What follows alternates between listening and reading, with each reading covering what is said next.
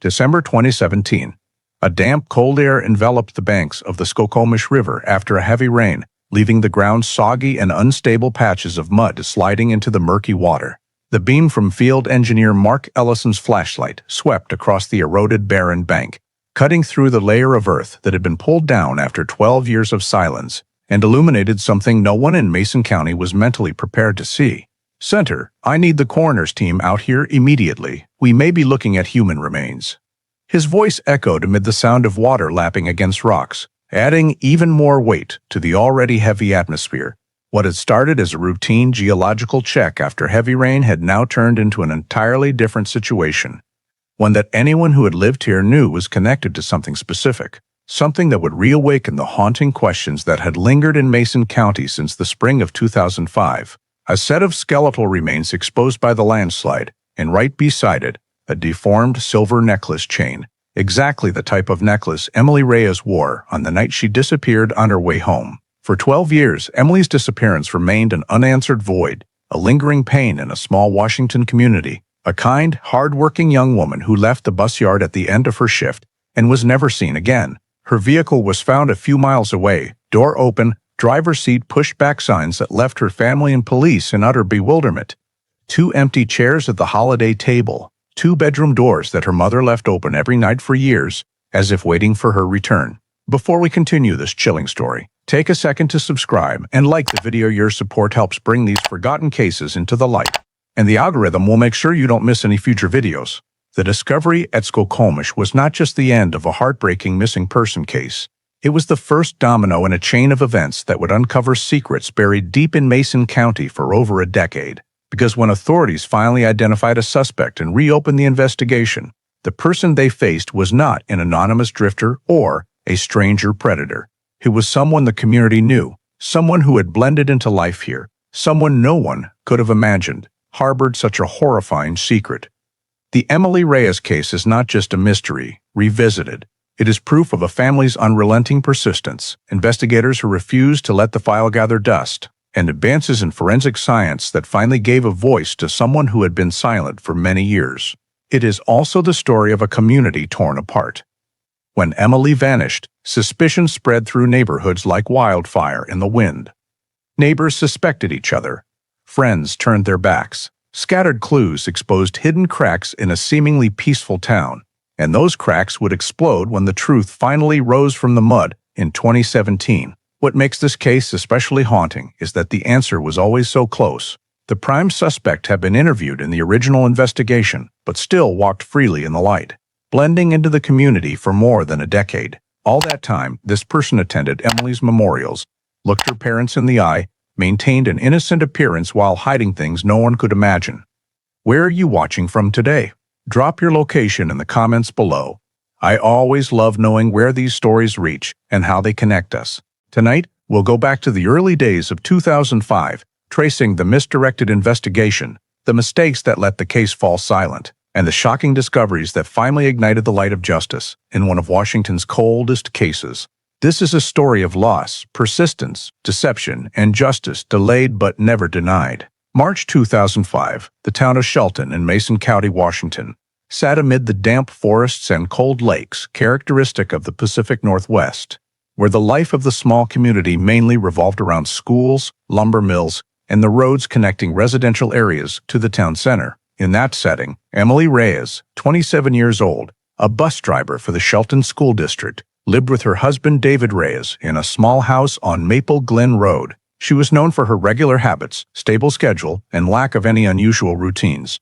The day she disappeared began like any other workday.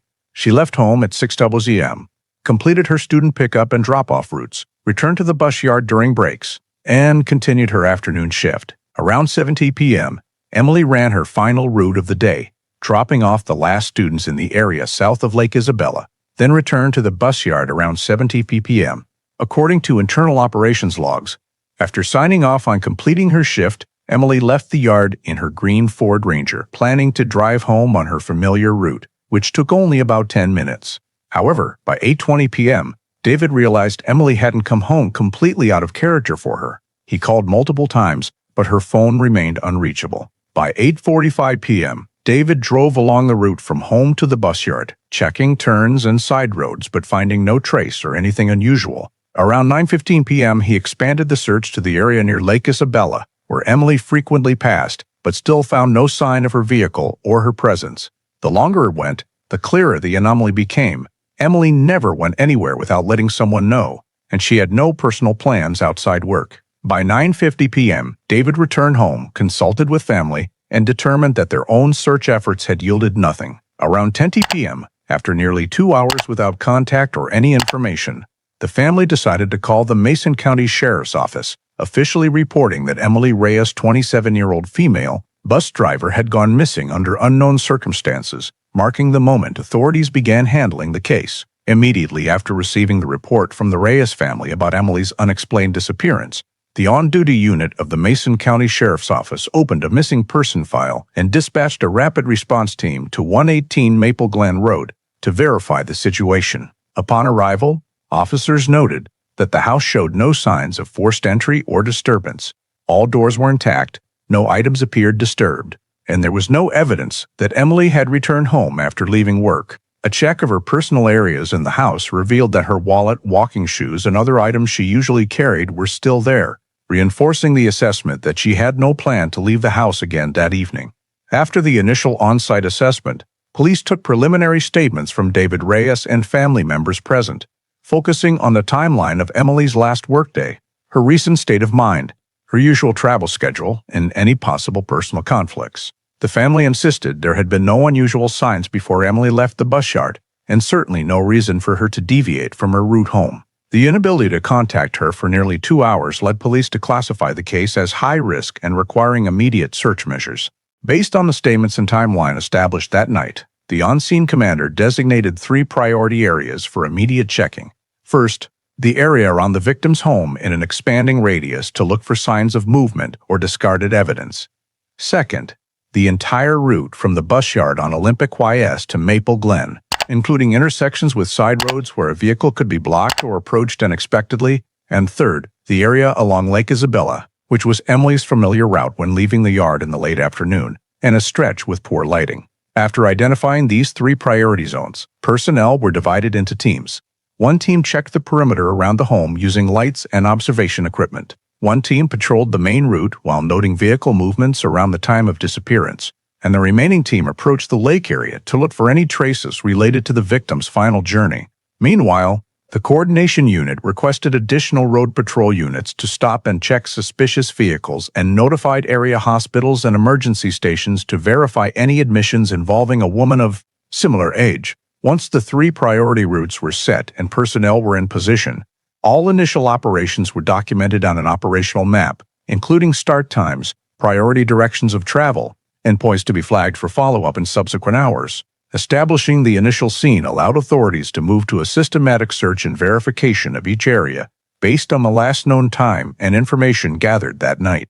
Right after the 3 priority areas were established in the initial handling phase, the investigative team in charge of the file immediately shifted focus to reconstructing Emily's full timeline in the 24 hours before she was reported missing, treating this as the foundational step to identify the first point of deviation between her normal schedule and her sudden disappearance. The information gathering group went to the Shelton School District bus yard in the early morning hours, working with dispatch staff to review internal timesheets and driver logs for the day. Records showed Emily was present for her full shift, with no changes to routes or unexpected time off. Data confirmed she completed the late afternoon route, dropped off the last student on time, returned to the yard, and signed off at 7:40 p.m. The list of personnel present when Emily left was cross-checked.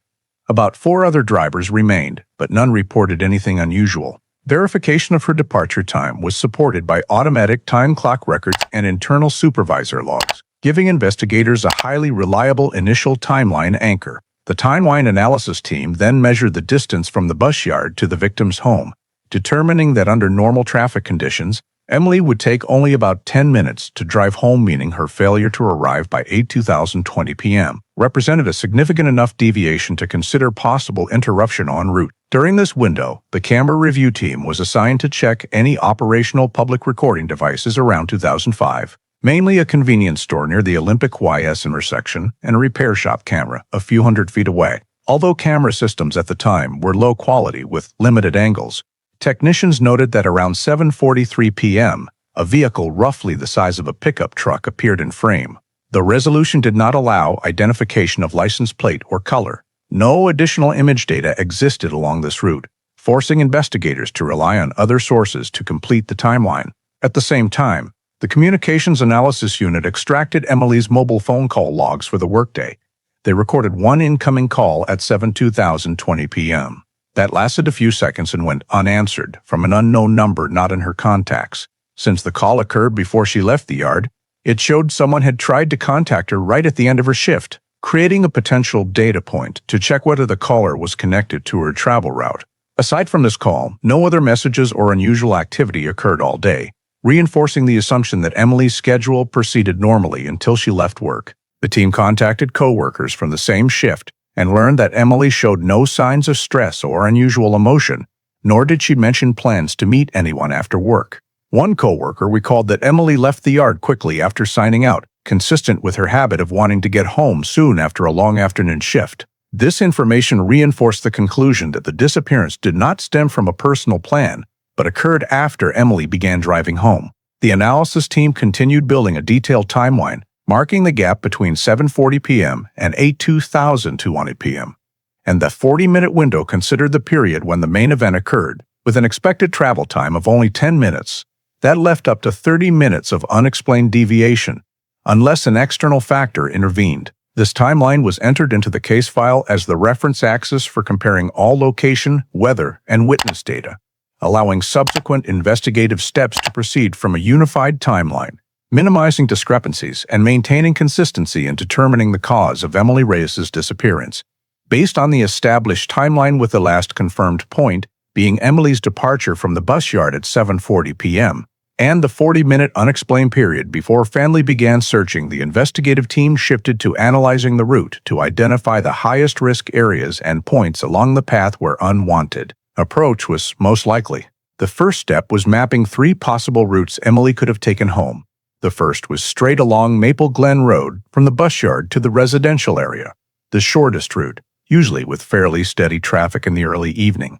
The second looped around Lake Isabella, where part of the road ran along the lake edge through dense, poorly lit woods, a route many drivers chose to avoid heavier traffic or shorten distance via the lakeside stretch. The third was a side route deeper into Shelton Springs, a dirt road, not part of Emily's usual path, but possible if she wanted to avoid congestion or made a spontaneous change. After plotting these 3 routes on the scene management system, the terrain analysis team began evaluating each area's characteristics. For Maple Glen, most of the road had homes on both sides with sufficient streetlight coverage for reasonable visibility, making sudden approach less likely than on the other 2 routes. Still, a few narrow curves existed where large trees obstructed sightlines, warranting inclusion in points to check. The Shelton Springs side route, though less likely to be used, featured many dirt sections, thick forest edges, and few other vehicle tracks, creating risk of being stopped without witnesses. But since Emily rarely took this direction, it was given lower priority in the initial analysis. Focus centered on the Lake Isabella route, which combined all risk factors: narrow roadway, poor lighting, no homes nearby, and thick tree cover that made distant observation nearly impossible. Additionally, the discovery of Emily's ID card on a trail near the lake further supported prioritizing this area, as it indicated the victim's presence or evidence had been moved here shortly after leaving the yard. Using topographic maps, the team marked high-risk potential points along the lake route, including pullouts where a vehicle could stop unnoticed, obscured curves, and side paths leading to the water's edge or into the woods. Each point was assigned a number and an estimated time Emily would have passed based on average travel speed and departure time from the yard. Next, the tactical analysis team assessed the likelihood of sudden approach. Given the low-light lakeside road, a perpetrator could approach from behind trees, signal to stop, or use a vehicle to force the victim's car into a hard-to-escape position. The chance of blocking her at Maple Glen was much lower due to traffic volume and nearby homes. Shelton Springs had difficult infrastructure and was unsuitable for quick approach, making it less likely as a primary ambush point. From these analyses, the on-scene commander unified Lake Isabella as the highest risk area. A search corridor was established covering the entire lakeside road edge, extending to the junction with the main route, with expanded range on both sides to include trails, the lake shore, and forest paths. This corridor was divided into linear subzones based on the likelihood of Emily being present between 7:45 p.m.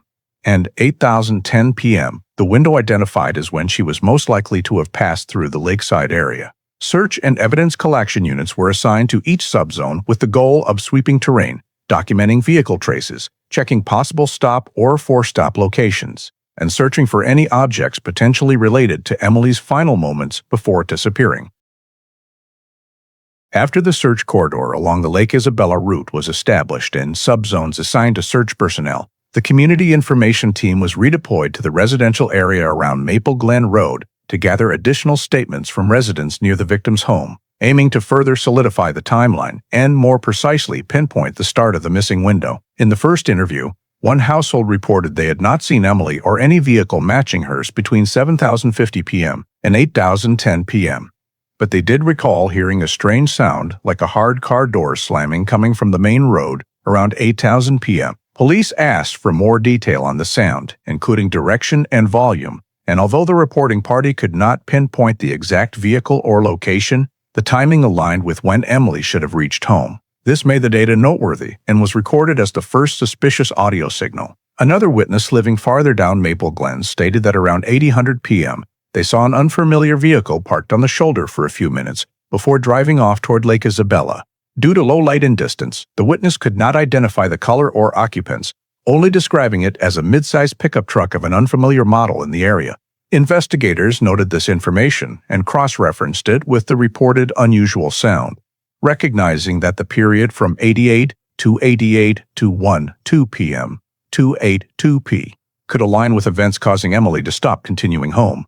To verify the reliability of the statements, investigators returned to the scene at the same time the witness heard the sound to assess the area's acoustics, determining that a hard car door slam from the main road could carry into the neighborhood if the impact was strong enough. Thanks to the open spatial structure and sound reflection off hard surfaces like pavement and fences, this strengthened the feasibility of the first witness's information. Another group of witnesses reported not seeing Emily or her vehicle between 8 p.m. and 8:20 p.m., consistent with the conclusion that she never returned home during that time.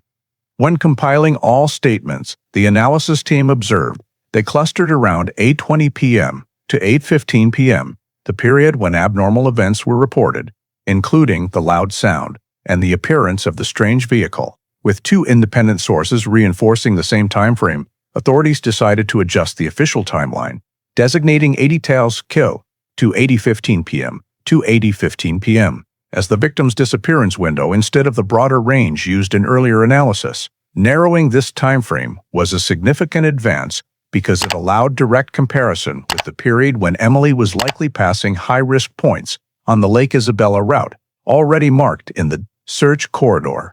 Combining her 7:40 p.m. departure from the yard with the expected travel time, Emily could have reached the lake area between 7:50 p.m. and 7:55 p.m. After that, all data stopped, and witnesses began reporting abnormal events precisely 5 to 10 minutes later. This aligned with the assumption that the victim encountered an incident on the short stretch shortly after passing a vulnerable location. The investigative team immediately updated the new timeline in the file, marking the 8:00 p.m. to 8:15 p.m. disappearance window as the critical period for cross-referencing all data collected from the route, limited cameras in the area, and any physical evidence that might be found. This timeline was also used to prioritize the points marked in the lakeside search corridor, helping search personnel focus on locations where the victim's presence during the key timeframe was most probable. With the narrowed timeline and verified witness information in place, authorities had a clearer basis to continue cross-referencing locations, timing, and terrain conditions to determine what occurred in the final 10 to 15 minutes before Emily Reyes vanished from her evening journey that night. With the timeline now more clearly adjusted and Emily's disappearance window narrowed to between 8:07 p.m. and 8:15 p.m., on-scene investigators shifted to implementing a wide-area search, mobilizing the Mason County SAR Search and Rescue Team to sweep all three previously identified priority directions. The on-scene commander divided personnel into three independent teams. Team 1 was assigned to the area around the victim's home, within an expanding radius of 1 to 3 kilometers to rule out the possibility that the victim had turned onto a side path or encountered an incident close to home. Team 2 was tasked with sweeping the entire route from the bus yard to Maple Glen, focusing on locations with limited visibility or places where a vehicle could be stopped unexpectedly. Team 3 was directed to the search corridor along Lake Isabella, considered the highest risk area based on terrain analysis and the victim's travel timeline. Each team was equipped with lighting gear, sectional maps, handheld GPS units, and marking systems to record checked points. To increase accuracy in detecting human traces, 2 K9 units were deployed simultaneously, one starting near Emily's home and expanding northward, the other approaching the lakeside corridor and sweeping trails along the forest edge. These units were instructed to focus on detecting scent trails or dropped objects within a short window after the disappearance event, as this was still within the period when scent and footprints could be detectable before significant weather interference. During the initial sweep, the main route team noted many road segments showed no signs of sudden braking or unusual drag marks, indicating no evidence of forced vehicle stops in high-traffic areas. Curves and side paths were thoroughly checked, but yielded no evidence or signs of abnormal movement. The team around the victim's home expanded the search to side paths leading into the forest edge, where people or vehicles might have been present that night. However, dry ground and thick pine needle cover made trace identification difficult. Areas were swept square meter by square meter and marked with plastic stakes to ensure no section was missed. The lakeside team, which had the highest chance of finding evidence, focused on positions previously marked on the risk map, natural pullouts, clearings, and paths leading close to the water's edge. K9 teams continuously worked each segment, but throughout the first sweep, no scent alerts were detected. Some locations showed old tire tracks, but preliminary checks confirmed they did not match the event time frame. The lack of direct traces across all 3 directions forced unseen personnel to reevaluate each scenario, considering whether the victim might have suddenly changed direction, turned onto a gravel path near the lake, or been taken to an area off the usual route that had not yet been thoroughly analyzed. After more than 3 hours of continuous searching, the on-scene commander collected results from all 3 teams and concluded that Phase 1 of the search had produced no physical clues directly linking to the victim's final journey.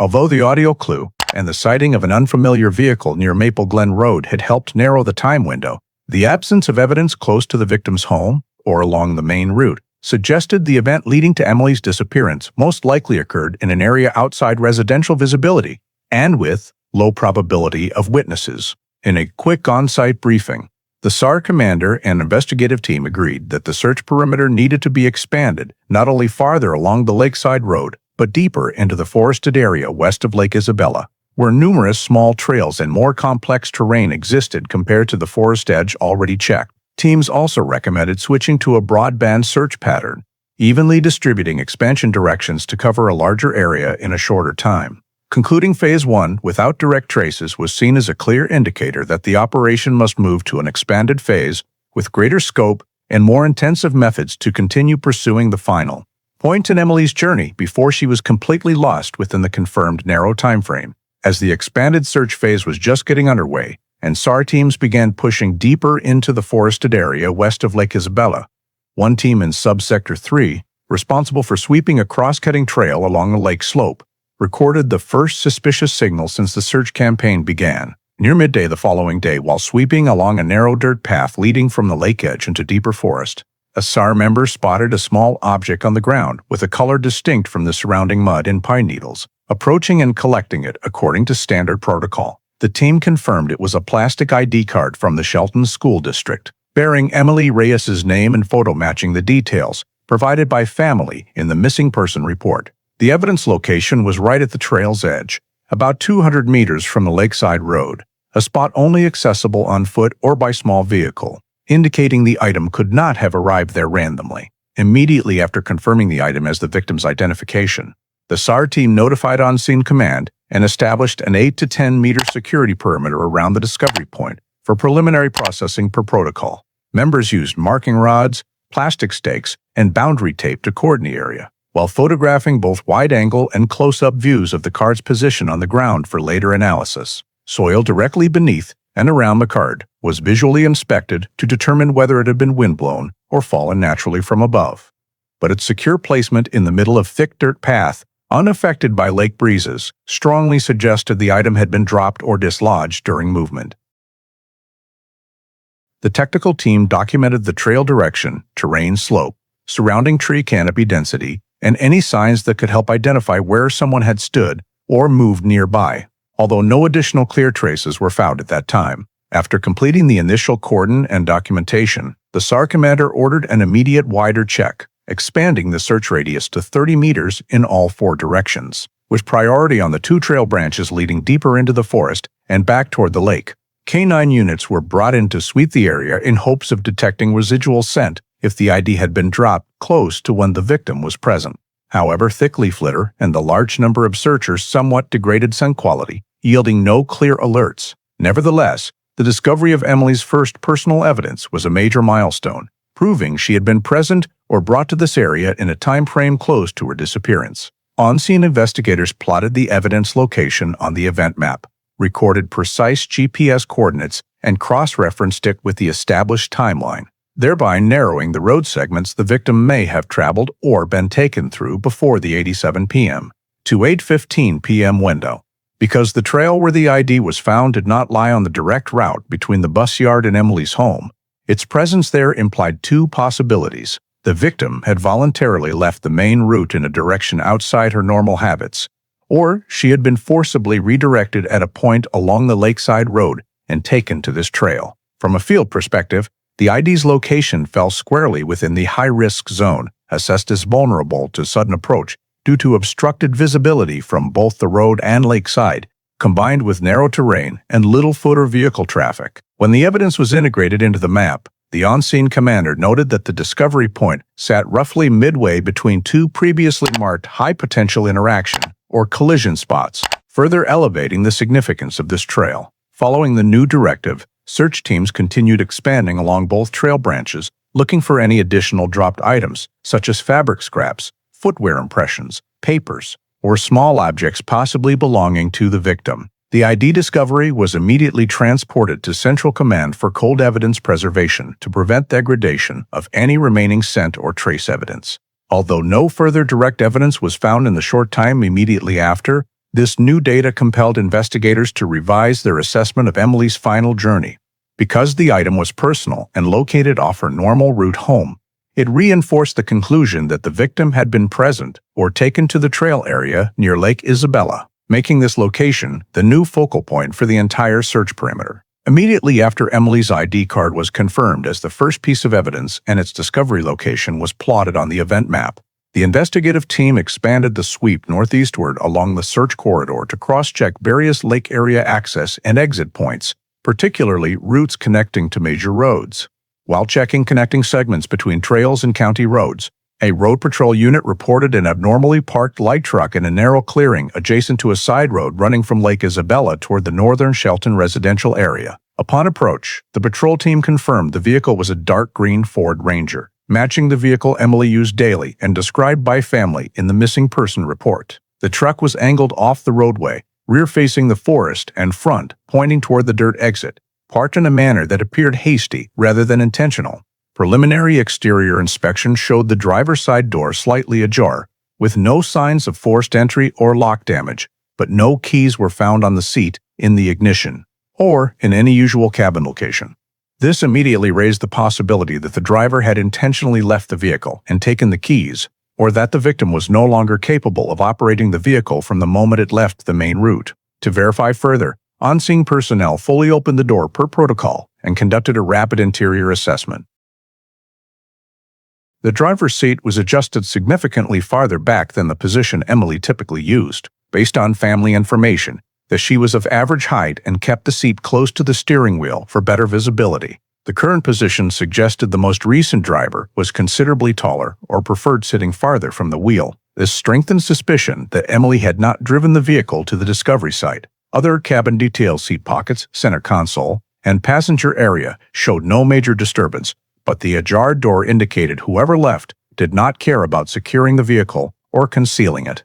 Behavior inconsistent with Emily's habits. After confirming this was the victim's vehicle, the scene was secured within an 8-meter radius to prevent potential trace disturbance. Tactical personnel marked the parking position with GPS coordinates and integrated the data into the event map, cross-referencing it with the earlier ID card location. The vehicle's appearance several miles from the victim's home in the opposite direction from her usual route indicated it had been driven elsewhere after Emily left the bus yard. Police also noted the ground near the tire showed no sudden skid marks or sharp turn evidence, suggesting the vehicle arrived under normal driving conditions. This implied the driver had deliberately brought the truck to this location rather than abandoning it in panic. SARE members were directed to sweep the adjacent forest clearing for footprints, dried marks, or other evidence near the abandonment site. But initial checks found no clear signs of pedestrian movement or dragged objects.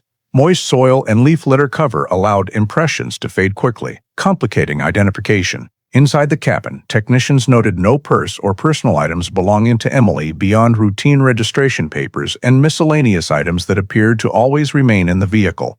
This further reduced the likelihood that the victim had left voluntarily, as Emily habitually carried personal items when exiting her vehicle in the evening. With the vehicle found in this condition, the on-scene commander issued a preliminary assessment that the truck had been driven by someone else after the victim's disappearance, and its appearance in a remote area increased the likelihood of intentional abandonment. The vehicle was ordered towed immediately to the sheriff's technical garage for full forensic examination per protocol for vehicles and suspicious disappearances to search for fingerprints, fibers, soil samples, or any other traces identifying the last driver. Concurrently, the discovery location data was entered into the system for timeline comparison to determine whether the victim or the driver could have passed through the trail where the ID was found. Recovering the victim's personal vehicle in abnormal circumstances marked a critical turning point in the investigation, as it demonstrated third-party intervention in Emily's final journey and provided a clear positional anchor for cross-referencing all searched and ongoing search areas. Immediately after Emily's Ford Ranger was transported to the Mason County Sheriff's Technical Garage, the vehicle examination process was activated according to protocol for handling evidence in disappearances involving suspicious elements. The technical team began with an exterior inspection, using low-angle lighting to detect fibers, skin cells, or latent prints adhering to door surfaces, handles, and windows. In the driver's side door handle area and lower door edge, they found a thin dark blue fiber caught in a metal seam, distinct from clothing colors Emily typically wore per family description. The fiber was collected with specialized tweezers, sealed in a glass vial, and labeled for later analysis. Meanwhile, fingerprint powder was applied to the steering wheel, dashboard, and broader cabin surfaces. Several faint prints appeared around the wheel and door latch, but lacked sufficient clarity for immediate comparison, and were sent to the advanced lab for enhancement processing. Technicians noted fewer prints than expected for a daily driven vehicle, suggesting surfaces may have been wiped before abandonment. This heightened suspicion of third-party handling after Emily left the bus yard. Next, the team examined the undercarriage and tires, which typically retained environmental traces from traveled surfaces. Front and rear tires carried a layer of dark, fine-grained, low-moisture soil, markedly different from the lighter gravel-mixed soil around the victim's home. To identify the soil's origin, technicians collected 3 representative samples, one from the front tire, one from the rear tire, and one from between tire treads. All were packaged in specialized containers and coded for comparison with regional soil maps of Shelton and Lake Isabella areas previously collected for search operations. They also noted the soil was dry and clumped, indicating the vehicle had been stationary at the discovery site for some time rather than recently arrived. When initial analysis compared the tire soil to the area's geological map, on-scene teams determined it did not match the main root soil from the bus yard to the victim's home, which had entirely different composition. Instead, it more closely resembled soil from lakeside trail segments and certain seldom-used back roads deep in the western forest areas the victim had no direct reason to traverse. This comparison highlighted the vehicle's anomalous post-departure path, showing it not only failed to follow the expected route home, but entered terrain characteristic of non-residential dirt roads. Inside the cabin, technicians continued checking floor mats and armrest areas. They found small soil granules fallen from footwear, but their color and structure did not match soil near Emily's home, and instead aligned more closely with deep forest subsector samples collected during the search. This reinforced the hypothesis that the last driver had entered one of the forest side paths rather than staying on main roads, with both tire and cabin soil showing matching characteristics, combined with the driver's seat position inconsistent with the victim's height. The technical team's preliminary conclusion was that the vehicle had been operated by someone else after the victim disappeared. The on-scene report was immediately updated, stating that the vehicle's actual travel direction after leaving the bus yard had completely deviated from the route home. This assessment simultaneously ruled out the possibility that Emily had driven herself to the discovery site, as the dirt road and environmental traces recorded on the vehicle were outside her travel habits. To further clarify this unusual journey, the technical team recommended deeper forest searches northwest and southwest of the lake, where dirt roads matched the tire soil samples. This was deemed a necessary next step to precisely determine the vehicle's path before abandonment, thereby continuing to pursue the first traces related to Emily Reyes's disappearance. When the vehicle examination report was updated in the command system and the investigative team began planning an expanded search into the deep forest to cross-reference with the soil samples, adhering to the tires, the Community Information Gathering Unit continued canvassing individuals who might have traveled through or worked near the routes connected to Lake Isabella during the time frame of the disappearance, in order to determine whether, beyond the unusual sound and the strange vehicle near Maple Glen Road, any other witnesses had observed an event or suspicious individual that evening. Among the incoming information sources, the statement from another bus driver, Laura McAdams, stood out the most because it provided details matching the disappearance timeframe and involved the key area under scrutiny. Laura stated that around 7:55 p.m., on the night Emily vanished, while she was driving an empty bus from the northern lake area back to the yard after completing her own route, she saw a man standing near a small turnoff leading from the lakeside road into the western forest. According to Laura's description, the man had light blonde hair reaching the nape of his neck, a large and taller than average build, wearing a dark jacket and jeans, positioned a few meters off the main roadway as if observing passing traffic. The dim street lighting and the curved road limited the viewing angle, but Laura insisted that the man's build and hair color were distinctive enough to catch her attention immediately as she drove past. Beyond his physical description, what made Laura's statement particularly noteworthy was the presence of an older model pickup truck parked a few steps from the man, with its front facing into the forest rather than out toward the road in the usual parking orientation. She identified the vehicle as an old Chevrolet El Camino in faded color, with the boxy styling characteristic of earlier decades, uncommon in the area at that time. Although she couldn't note the license plate due to low light and the bus's speed, Laura was certain the El Camino did not belong to any regular resident she had seen around Lake Isabella on previous routes. When cross-referenced with the recently updated timeline, Laura's statement fell within the window when Emily could have been passing the lakeside area on her way home.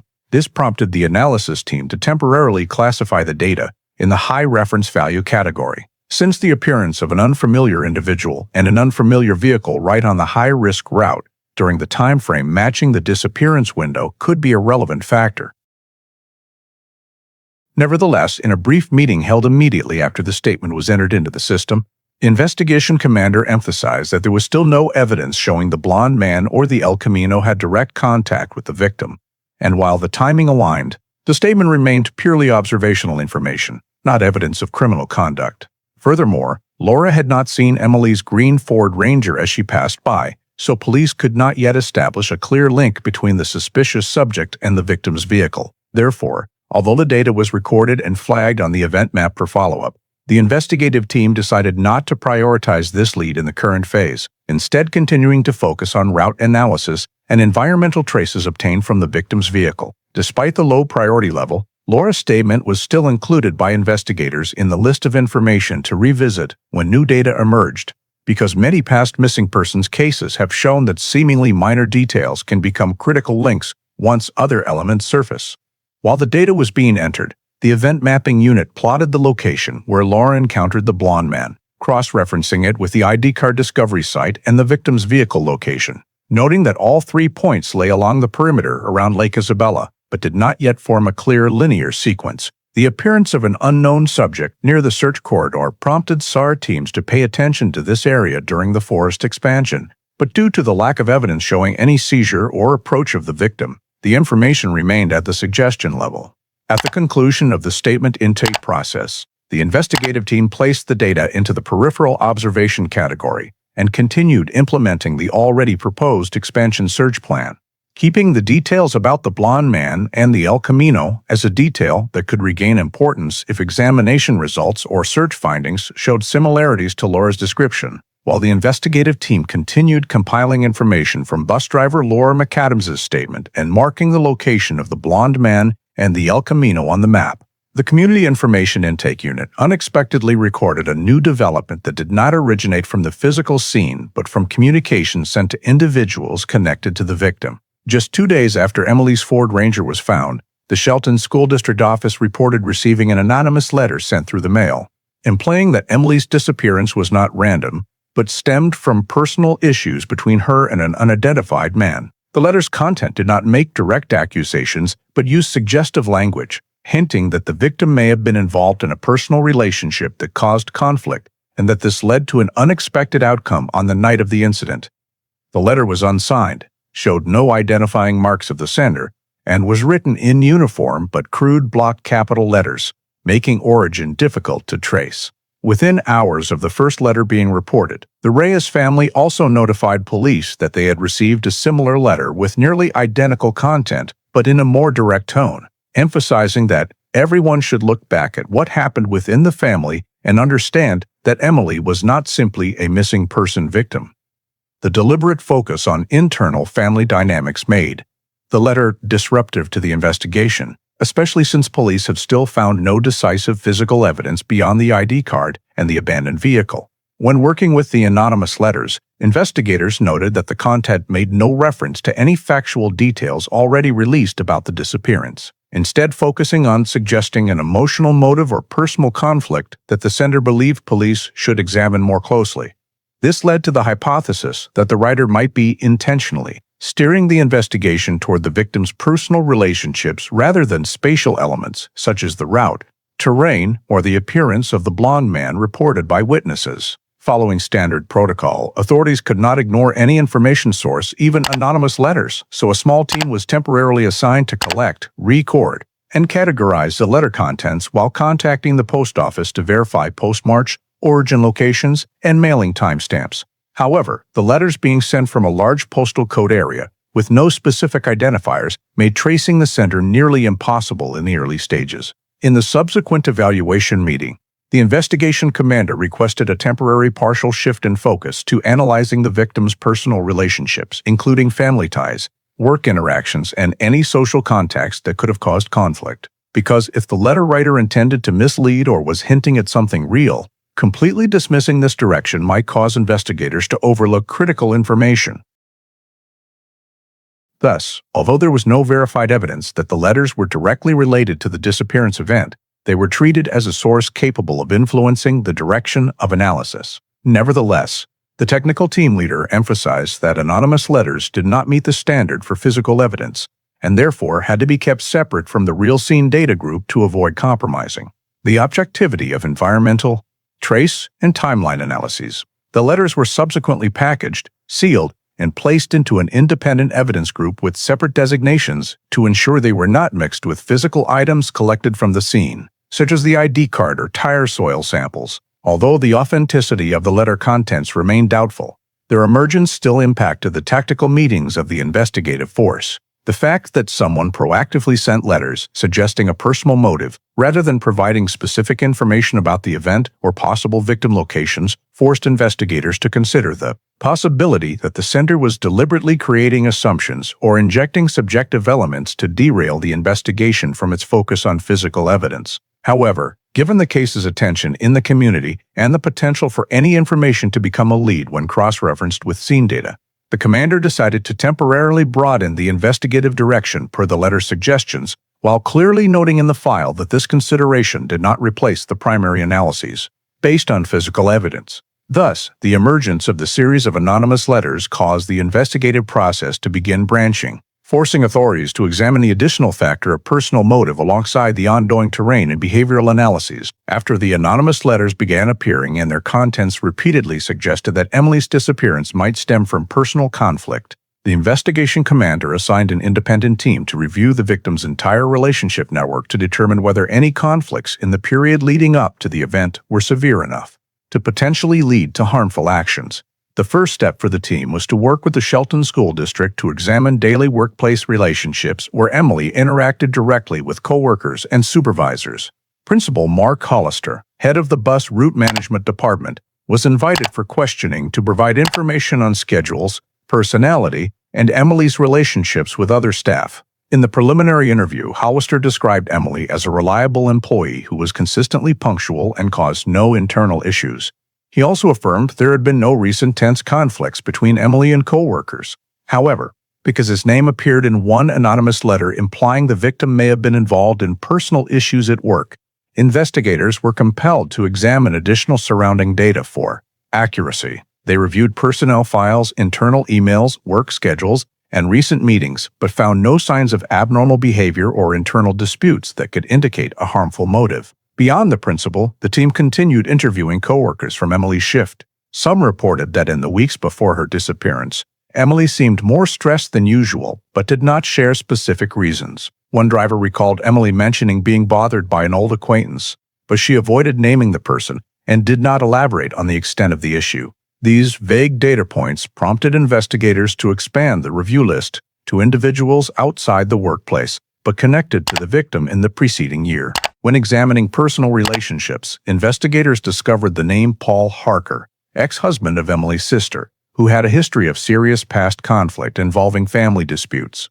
Although the conflict was relatively old, Paul's name surfacing in multiple conversations with Emily's relatives led investigators to place him on the review list. Some family members described the relationship between Paul and the Reyes family as having had a tense period, especially during Paul's separation from Emily's sister, which created numerous disputes over property division and childcare responsibilities. More recently, a family acquaintance reported seeing Paul near the bus yard area in the afternoons, a few weeks before Emily disappeared, though the reason for his presence was unclear. This information aligned with the level of suspicion implied by the anonymous letter's content, making Paul a figure requiring higher priority scrutiny. Additionally, another anonymous letter sent to the Reyes family received the same day as the one to the Shelton School District, referred to someone who hurt the family in the past, now returning to cause trouble. A phrase vague enough to avoid identifying anyone specifically but contextual enough to suggest someone previously involved in internal disputes. When cross-referenced with the family relationship list, Paul emerged as the most fitting name according to the investigative team's subjective assessment at the time, combining the old conflict, his recent appearance near Emily's workplace prior to the event, and the anonymous letter content. The investigation commander ordered Paul Harker moved from the supplemental review persons group to the official primary suspect group, requiring deeper evaluation.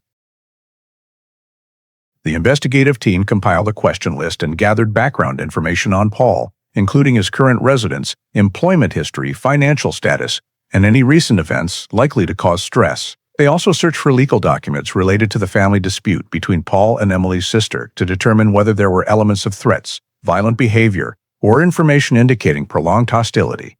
These checks proceeded in parallel with continued review of Emily's other social relationships. But Paul quickly became the central figure in the hypothesis tied to the personal motive suggested by the anonymous letters. Although no concrete evidence yet connected him to Emily's disappearance, investigators placed him in the primary suspect group for continued in-depth checking, following the principle of not overlooking any personal connection with potential conflict elements prior to the victim's disappearance. Placing Paul Harker in the primary suspect group caused the investigative team to expand scrutiny to people who had lived with him, leading police to contact Paul's ex-wife, Karen Harker, who had divorced him 2 years earlier but still retained some old items from the property division process. When asked whether she had ever noticed anything unusual about Paul's behavior in the period leading up to Emily's disappearance, Karen initially hesitated but then voluntarily provided a stack of documents she said she found while clearing out Paul's old storage. Among the documents was a letter written in block capital, letters with a tone similar to the anonymous letters sent to the school and the Reyes family, suggesting an unresolved personal issue and referring to Emily in an insinuating manner. Although Karen could not confirm whether Paul wrote the letter or merely kept it, the content similarity to the anonymous letters led police to view it as significant evidence, reinforcing suspicion that Paul might be connected to the disruptive letters. In addition to the letter, Karen provided police with a small wooden box she said Paul had once used to store repair tools. Upon examination, the technical team discovered a partially worn serial number on the bottom that was still partially legible. When cross-checked against a database of items from a now-defunct store supplied after the property division period, they found the code matched a batch purchased by Paul many years earlier. Notably, among the evidence collected in the forest near the trail where Emily's ID card was found, SARE teams have recovered a damaged wooden box with identical construction to the sample Karen provided, although the scene box was no longer intact and contained nothing remarkable. The shared origin of the two items further inclined investigators toward the possibility that Paul had been present in the forested area where the ID card was discovered. However, no direct traces, such as fingerprints, DNA samples, or victim-related items were found in the recovered scene box. This forced police to rely on inferential reasoning if Paul owned an item matching the box found in the forest. And if the anonymous letters resembled the one Karen provided, then the likelihood of his involvement in Emily's disappearance was noteworthy. In the tactical meeting following the wooden box analysis, one investigator pointed out that although all evidence remained indirect and could not prove Paul's presence at the scene at the exact time of the victim's disappearance, the convergence of multiple disjointed details toward the same person still made the Paul-focused direction a priority. This inadvertently caused other leads, particularly Laura McAdams' statement about the tall blonde man and the El Camino parked near the forest trail, to be treated as secondary data. Some investigators expressed concern that dismissing a witness who saw a suspicious individual near a critical area during the disappearance window was too risky. But due to the lack of additional verification or direct linking evidence, the detail gradually slipped to the bottom of the priority list. The deeper the focus on Paul grew, the more police viewed the coincidences as sufficient to sustain investigative pressure. Paul's prior presence near the bus yard a few weeks earlier, combined with his name indirectly appearing in anonymous letters and the scene box potentially linked to his old property, led investigators to assess this as the most logical path to pursue at that moment. Although the collected elements did not meet the strong evidence standard, they formed a faint but consistent picture, in the police's view, that Paul may have acted deliberately in connection with Emily's disappearance. The fact that multiple information sources converged on the same person caused the investigative team to temporarily overlook or deprioritize other details, such as the description of the tall blonde man in account that lacked any corroborating physical evidence. This led to a clear bias in the analysis process, but in the absence of any breakthrough direction, police continued viewing Paul as the central suspect and maintaining this investigative path despite the lack of direct evidence confirming his involvement in the 8:00 p.m. to 8:15 p.m. event at the lakeside area. The heavy push of the investigation toward Paul Harker created an expectation that collecting just a few more pieces would solidify suspicion and bring authorities closer to determining what happened to Emily. But the actual scene developments moved in the opposite direction. As SAR teams continued expanding the search into the deep forest along the predicted final travel path of the Ford Ranger, they spent nearly 4 days surveying the entire complex terrain area, including numerous side branches and natural stopping points that could retain traces if a collision or object abandonment had occurred. Yet the results remained limited to soil disturbed by animals and unrelated natural marks. No additional personal items were discovered, no fabric scraps, no footwear impressions matching the shoes Emily wore on the day of disappearance, and no locations indicating a heavy object had been dragged. Efforts to expand both laterally and in depth all led to the same conclusion. Beyond the previously found ID card, the forested area provided no further traces to support the investigation. While SAR teams continued sweeping, the forensic technical team also completed in-depth analysis of the abandoned vehicle. However, the final report proved highly disappointing, failing to deliver any breakthrough information. The faint fingerprints recovered in the cabin were insufficiently clear to identify anyone. Enhancement attempts yielded no matches to Paul Harker or anyone in criminal databases. The dark blue fiber collected from the door surface carried no usable DNA, and the fabric structure was too common to trace to any specific garment. Tire soil analysis, while confirming the vehicle had entered deep forest routes rather than heading toward the victim's home, could not pinpoint the exact stopping location because that soil type appeared scattered across multiple sub-areas around Lake Isabella. Expectations that vehicle forensics would provide key physical evidence drifted further from reality, as every sample collected was either too generic, untraceable in origin, or lacking clear identifying features. Meanwhile, the investigative team faced the reality that no body or biological traces related to Emily had been found, despite multiple high-risk areas around the lake and in the forest having been searched repeatedly. The absence of a body or any sign proving the victim was still alive left the entire investigative process directionless and without a basis for inference. Supplemental interviews with residents around Lake Isabella yielded no new information. Many confirmed seeing no other unusual vehicles beyond those mentioned from the investigation's early days, and no one reported seeing Emily or any woman matching her description during the event time frame. Even the statement about the blonde man and the El Camino, though once considered noteworthy, lacked a second corroborating witness. This caused investigators to continue classifying it as vague data, unsuitable for building a clear hypothesis. Some internal investigators suggested that over-focusing on Paul had inadvertently caused the team to miss other analytical directions, but without new physical evidence, all arguments reached a deadlock. Periodic reports to command remained consistent, no new discoveries, no signs the victim left the area, and no evidence placing any suspect at the scene. After 2 weeks of continuous searching, the main investigation was officially assessed as stalled due to the lack of supplemental evidence to advance analysis. Police kept the file open, but resources began to taper as search teams were reassigned to other duties. Forest subsectors once considered priority were marked as fully searched, despite no satisfactory answer to why the ID card was found on one trail with no other surrounding traces. The investigative team attempted to fill gaps by re-reviewing all data, but no new pieces emerged to connect the scattered points into a logical chain. In the final summary meeting before suspending further scene expansion, the commander admitted the case was completely deadlocked. Neither forensics, RA, nor the personal relationship investigative direction could provide any convincing evidence. From a disappearance case with multiple potential branches, the investigation now confronted the reality that they could not determine whether the victim was alive or dead, could not prove any suspect's involvement, and could not expand searching without new information. In that state, Emily Reyes's file began showing signs of becoming an indefinite, unsolvable cold case, despite the initial maximum effort deployed by investigative forces. When the investigation reached a complete deadlock and no additional evidence or new leads emerged from the Lake Isabella forest or the abandoned Ford Ranger, public pressure combined with the Reyes family's growing impatience began forcing the Mason County Sheriff's Office to face demands for a clear course of action to demonstrate that the case was not being abandoned.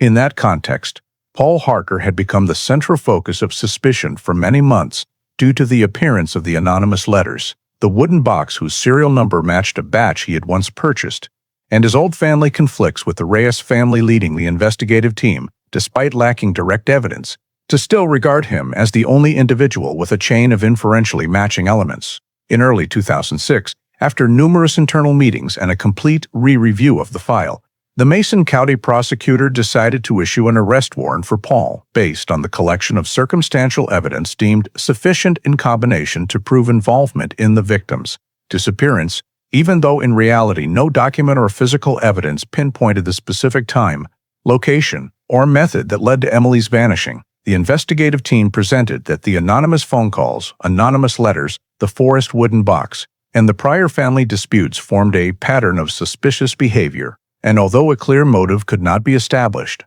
they argued that Paul had many reasons to harm Emily, based on information provided by relatives. However, as soon as Paul was interrogated, he continued to deny any involvement, asserting that the items under police scrutiny had all surfaced during the period when his family was dividing property, and that the coincidence of the wooden box could not be considered evidence of crime without DNA or fingerprints confirming he had carried it into the forest. Nevertheless, in an environment lacking clear evidence, coincidence became the centerpiece of the case. Investigators questioned Paul about his appearance near the bus yard before Emily disappeared, but when he explained it was merely a brief stop to return tools to an acquaintance who worked in the bus system, police deemed the explanation unconvincing. Yet the reality remained unchanged. No body, no identified crime scene, no biological samples, no eyewitness seen Paul with the victim, and no indication that he had driven Emily's Ford Ranger on the night she vanished. This placed the investigative team in a dilemma. The prosecutor attempted to build a prosecutable case, but after multiple rounds of legal analysis, the prosecutor's office was forced to admit they could not charge Paul with murder or assault because there was no evidence proving the victim was dead. Similarly, charging him with kidnapping was impossible due to the complete absence of proof of abduction or movement of the victim. Ultimately, only a charge related to obstructing justice and making threats via anonymous letters was retained, even though no analysis had confirmed the handwriting, fingerprints, or DNA on the letters belonged to Paul. But due to pressure to show progress in the case, the Mason County Court agreed to hold Paul in custody for further investigation, although the prosecution acknowledged that the level of evidence was only sufficient to classify him as a possible suspect rather than the perpetrator. The deadlock forced police to face a difficult choice. continue pursuing a hopeless investigative direction, or consider the possibility that the disappearance had fallen outside their initial scope of consideration. After nearly a year since Emily vanished, the investigative file was assessed as having no realistic further progress. Because they could not prove any criminal offense involving death or harm to Emily, and could not prove the existence of a body, the prosecutor was forced to drop most charges. By late 2006, Emily Reyes's file was officially classified as a cold case, meaning the investigation was suspended due to lack of new leads and would only be reopened if new evidence or information surfaced. Paul, although retained as a suspect in internal records, was not convicted in any category directly related to Emily's disappearance. This created a wave of reactions in the Shelton community, some believing police had arrested the wrong person, others believing Paul had escaped justice only because there was no body. The investigative team, after closing all active files, was forced to accept that the investigation had reached its limit. No body, no evidence, no confession, no physical item leading to the pivotal event, and no remaining investigative direction viable at that time. Emily Reyes officially became one of Washington State's unresolved missing persons cases, and the file was archived awaiting new data that might one day change the entire picture. Nearly 11 years after Emily Reyes's file was classified as a cold case and all investigative activity related to her disappearance had ceased, an entirely unexpected development occurred in the early spring of 2017 when the lower reaches of the Skokomish River experienced prolonged heavy rainfall that caused severe erosion of the riverbank, exposing layers of long-buried old soil. During a stability check of the ground and the installation of temporary barriers to prevent further landslides, a crew from the Mason County Environmental Management Agency discovered an unusual structure protruding from the collapsed soil section. At first they thought it was an uprooted ancient tree stump, but upon closer inspection, the curved shape and slenderness of the structure caused one worker to suspect it might be human bone. The area was immediately cordoned off and an emergency notification sent to the Mason County Sheriff's Office. When the investigative team and on-scene examiners arrived, they confirmed that the exposed portion was indeed a long bone, most likely from a human lower limb, located only a few meters from the water's edge. To ensure safety and avoid damaging any remaining structure, the forensic team coordinated with SAR to conduct manual excavation at the landslide site, using light tools and specialized brushes to carefully remove surrounding soil layer by layer. Within hours, they discovered additional bone fragments scattered within the same soil layer, indicating the body had been dispersed by strong water action and soil collapse. During bone collection, a SAR member noticed a dark red fabric fragment buried in the mud. The material was heavily degraded but still retained weave patterns consistent with the jacket material Emily typically wore while working, according to 2005 records. The fabric was collected, placed in a moisture-proof bag, and sealed per protocol, labeled as evidence for later examination. Continuing to expand the area a few meters around the bone discovery site, the forensic team found a small metal object lodged between two freshly collapsed soil layers. Upon retrieval, they recognized it as an oval pendant attached to a rusted chain segment.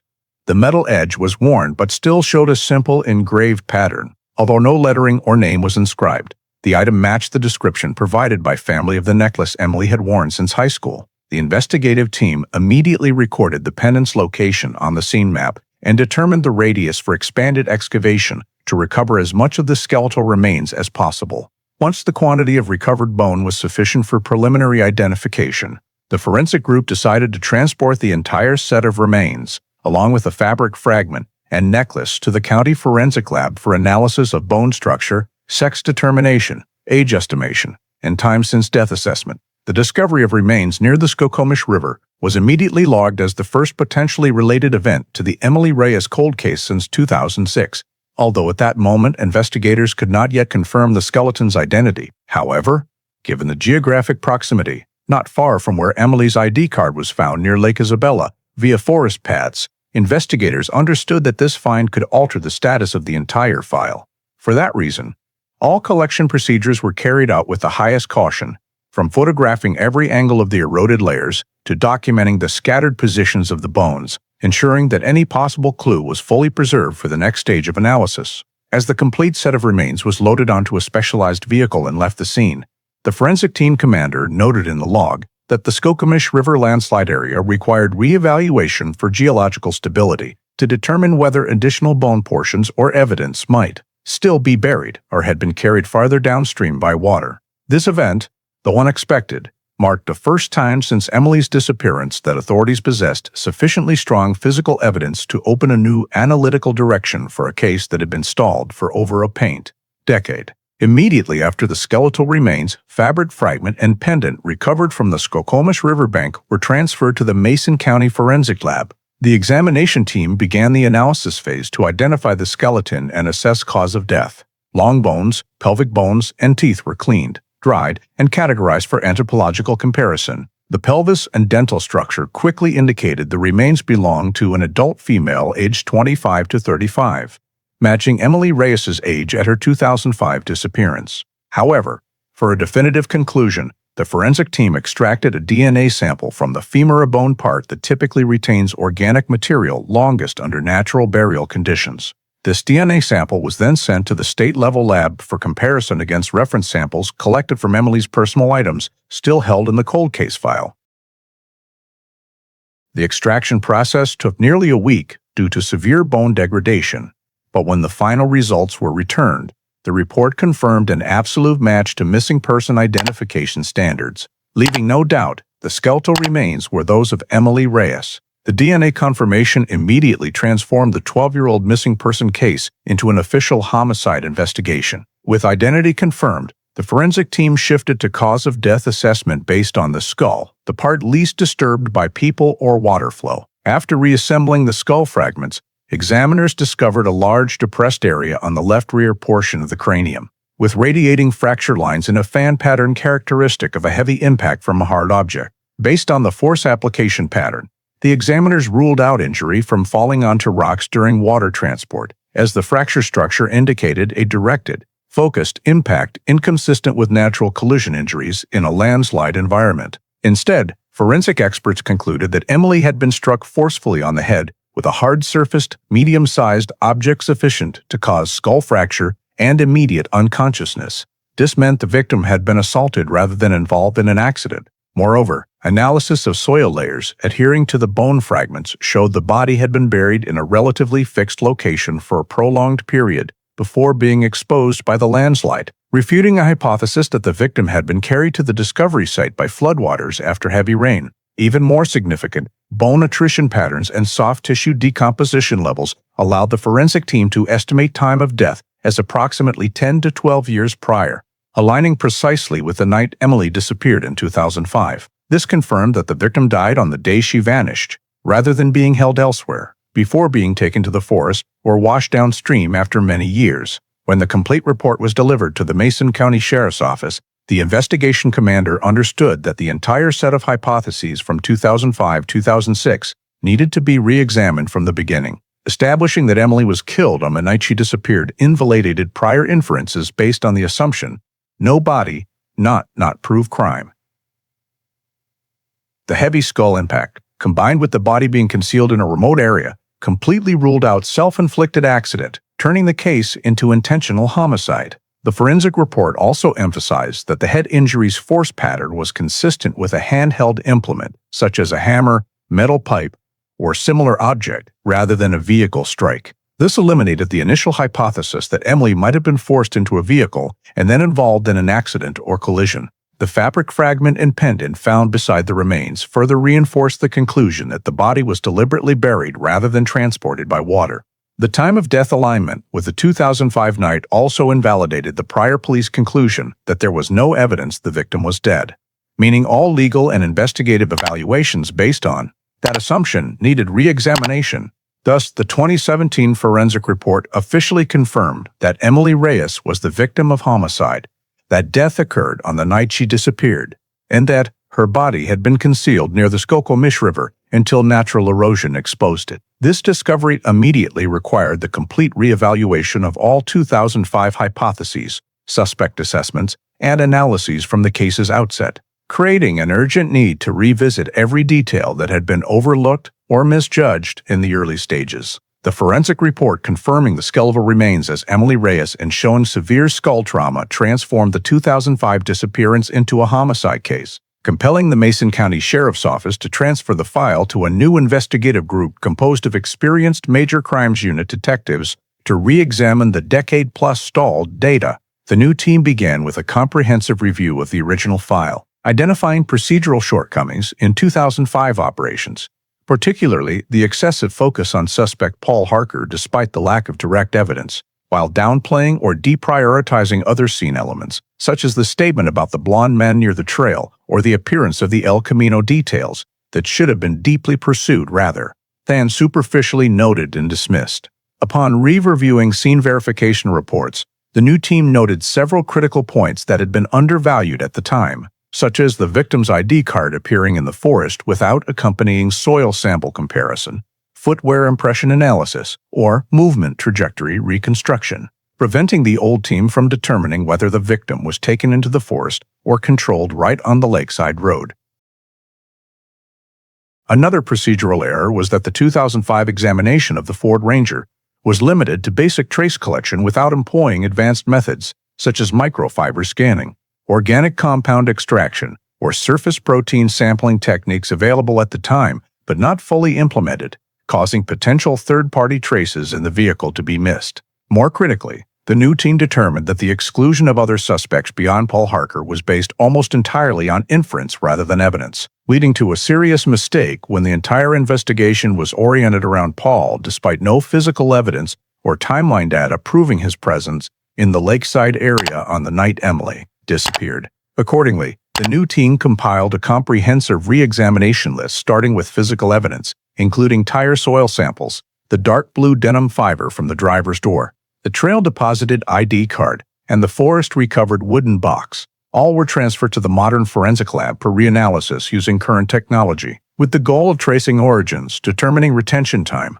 and detecting DNA that 2005 technology could not identify. The second category on the re-examination list was witnesses, especially those overlooked or not deeply interviewed. Witness Laura McAdams, the one who saw the blonde man and the El Camino, was returned to priority status, and the new team explicitly noted that this was a high-value directional detail that could no longer be treated as peripheral data.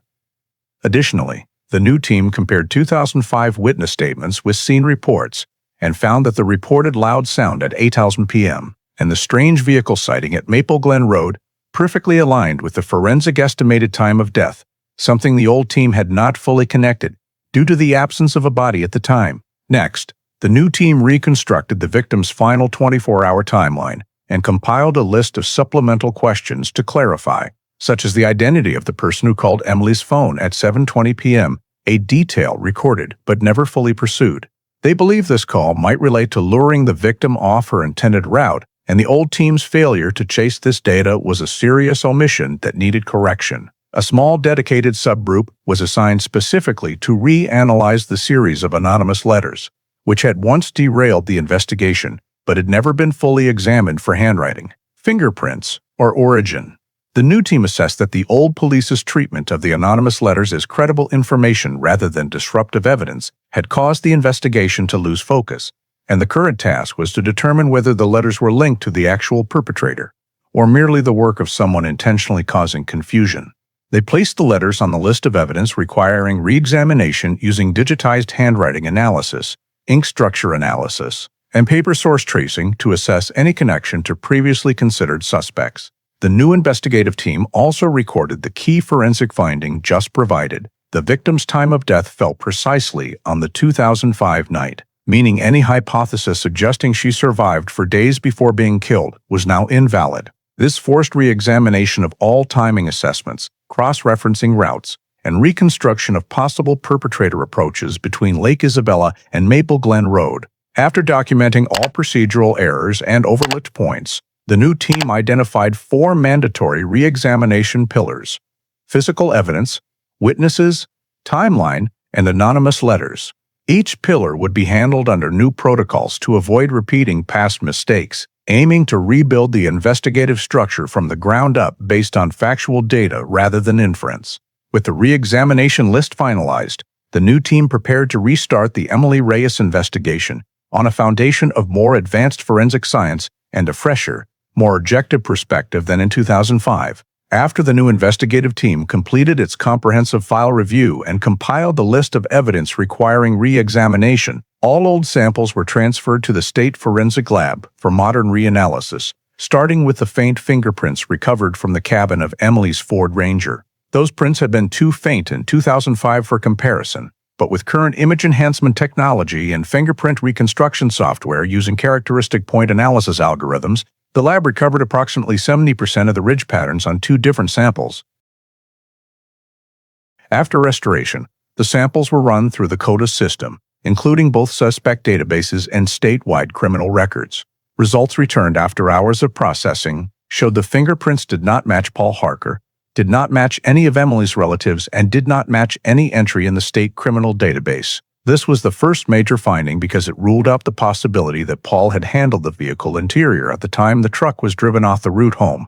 The investigative team noted that the print samples likely belonged to whoever drove or opened the vehicle on the night of the incident, and the non-match with Paul removed the most important pillar previously used to support the hypothesis against him. Following the fingerprints, the forensic team turned to the dark blue denim fiber caught in the driver's door seam. 2005 technology had only identified general material, but with modern microfiber analysis equipment, the lab determined fiber twist, weave pattern, dye intensity, and microscopic mineral particles adhering to the fiber surface. Analysis showed the denim fiber belonged to a heavy fabric typically used in work pants or protective clothing, not the lighter denim the victim usually wore. The fiber also carried microscopic wood particles and a small amount of clay-like minerals characteristic of outdoor work environments, prompting the investigative team to question the occupation or living environment of whoever left the fiber. After microfiber structural analysis, the lab concluded that the denim fiber was highly unlikely to belong to Paul because clothing samples from his old property did not include matching fabric types, and his employment history did not align with environments that would leave such wood particle traces on the fiber. The inability to link the denim fiber to Paul once again undermined the credibility of the hypothesis that he had been inside the vehicle on the night of the disappearance. The third category the forensic team focused on reanalyzing was the soil adhering to the vehicle, tires, an element that had led the 2005 team to speculate the truck entered deep forest but lacked technology to pinpoint location. Thanks to modern stratigraphic analysis and micromineral comparison, the lab separated the soil sample into multiple particle layers, identifying ratios of clay minerals, organic content, and microgeological structure. When compared to soil samples taken from the area where Emily's remains were found near the Skokomish River, examiners discovered a high degree of mineral component match, particularly the presence of a rare silicatite found only in water-deposited soil zones in the northwestern forest area. This indicated the Ford Ranger had not only deviated from the main route, but very likely traveled through terrain near where the body was concealed many years earlier. More importantly, when the tire soil was compared to samples from the area near Paul's residence, the results showed no match at all. The mineralogical differences were so distinct that it could be definitively concluded the vehicle had never passed through any area where Paul lived or worked during the period of the crime. The new investigative team recorded this as a critical turning point in the entire prior analysis. The tire soil did not support any hypothesis involving Paul, and in fact refuted the possibility that he had driven or transported the vehicle to the recovery location. When all 3 main pieces of evidence, fingerprints, denim fiber, and tire soil, yielded results inconsistent with Paul, the investigative team concluded that no forensic data in the 2005 file proved Paul had been with the victim or the vehicle on the night she disappeared. This stood in complete opposition to the old investigative direction that had centered the entire hypothesis on him without direct evidence. The modern forensic report was compiled, clearly stating that no physical evidence matched Paul Harker and that all physical data pointed toward an unidentified other subject. Reanalyzing the evidence not only eliminated the prior suspect, but also created the need to re-examine the entire 2005 hypothesis set in an entirely new way, grounded in scientific data rather than unsubstantiated inference. After the modern forensic results indicated that no evidence matched Paul Harker and all physical data pointed toward an unidentified other subject, the new investigative team shifted to handling the element that had caused the strongest interference during the 2005 investigation phase, the series of anonymous letters. These letters had once led police to infer that Emily's disappearance was related to family conflict or a personal motive, But at the time, no technology existed capable of deeply analyzing linguistic structure to identify the writer. Now, with the support of AI linguistic, a text analysis system based on artificial intelligence capable of detecting language patterns, sentence structures, and stylistic traces, the investigative team hoped to determine whether the letters were connected to the actual perpetrator or merely products of deliberate interference. First, the full content of the 17 anonymous letters sent between 2005 and 2006 was digitized, standardized as text corpora, and input into the analysis system. Each letter was broken down into small linguistic units: sentence structure, punctuation habits, repeated keywords, unusual capitalization patterns, and tendencies towards subject-verb inversion. The AI system then compared them against writing samples from individuals previously considered in the file, including Paul Harker, Karen Harker, Emily's close neighbors, co-workers at the Shelton School District, and a control group to ensure objectivity. The initial results immediately drew the team's attention. The anonymous letters displayed a highly repetitive language pattern, particularly in three elements: the use of pronoun shifts, fragmented structure in long sentences, and the tendency to emphasize through two-word repetition clusters. These were three characteristics commonly found in individuals who write emotionally rather than with intent to conceal criminal activity. When focusing on writing sample matching, the AI identified an unusually high degree of similarity between the anonymous letters and a set of handwritten documents provided by Karen Harker in 2006, including the letter she claimed to have found in Paul's storage. Instead of matching Paul's writing samples, the system produced its strongest match, over 82%, with Karen's own writing. This level of similarity extended beyond the uniform block capitals to specific syntactic habits. Karen frequently used short declarative sentences, followed by suggestive ones, a pattern consistently present in many of the anonymous letters. Additionally, the system detected Karen's habit of using the vague phrase, "that person," in her personal documents, exactly mirroring how the anonymous letters described the presumed perpetrator. In contrast, Paul's writing samples showed clear differences: longer sentences, less repetition, and virtually no full capitalization, as seen in the letters. Upon receiving the analysis report, the new investigative team assessed this as strong evidence that the majority of the anonymous letters were not written by the actual perpetrator, but resulted from external interference intended to ameliorate the investigation. To reinforce the conclusion, the forensic team conducted further physical evaluation. The ink in several letters matched the type of pen Karen commonly used according to the 2006 Property Division Inventory, and the letter paper matched the type she had purchased at a local store, based on receipts retained in the divorce file. Although this evidence was not absolute, it was sufficient to raise the suspicion that Karen played a role in creating the anonymous letters to direct police attention toward Paul, her ex-husband, amid a contentious divorce. When analyzing motive, the AI linguistic system showed that the letters carried an accusatory tone, not grounded in factual data, but in bitter emotion, more characteristic of personal conflict than of a perpetrator attempting to conceal a crime. After reviewing all linguistic, physical, and contextual elements, the investigative team officially concluded that the series of anonymous letters could not be considered evidence related to the perpetrator. Instead, they were most likely the result of external actions intended to confuse or redirect the investigation, causing the 2005 police to veer off course and overlook critical leads. Removing the anonymous letters from the pool of perpetrator-related evidence was a major turning point, as it freed the investigation from a constraint that had persisted for over a decade. The team explicitly noted in the summary report that no evidence indicated the letters were written by anyone involved in Emily Reyes's homicide. This meant that every conclusion, hypothesis, and decision previously built on those letters was now invalid and had to be entirely discarded in the new investigative process. With the anonymous letters officially eliminated, Paul Harker was no longer considered a suspect under any forensic or linguistic criteria, returning the investigation to square one with a requirement to search for a new subject, one who had the opportunity to approach the victim, drive her vehicle, and transport her body to the forested area near the Skokomish River on the night in 2005.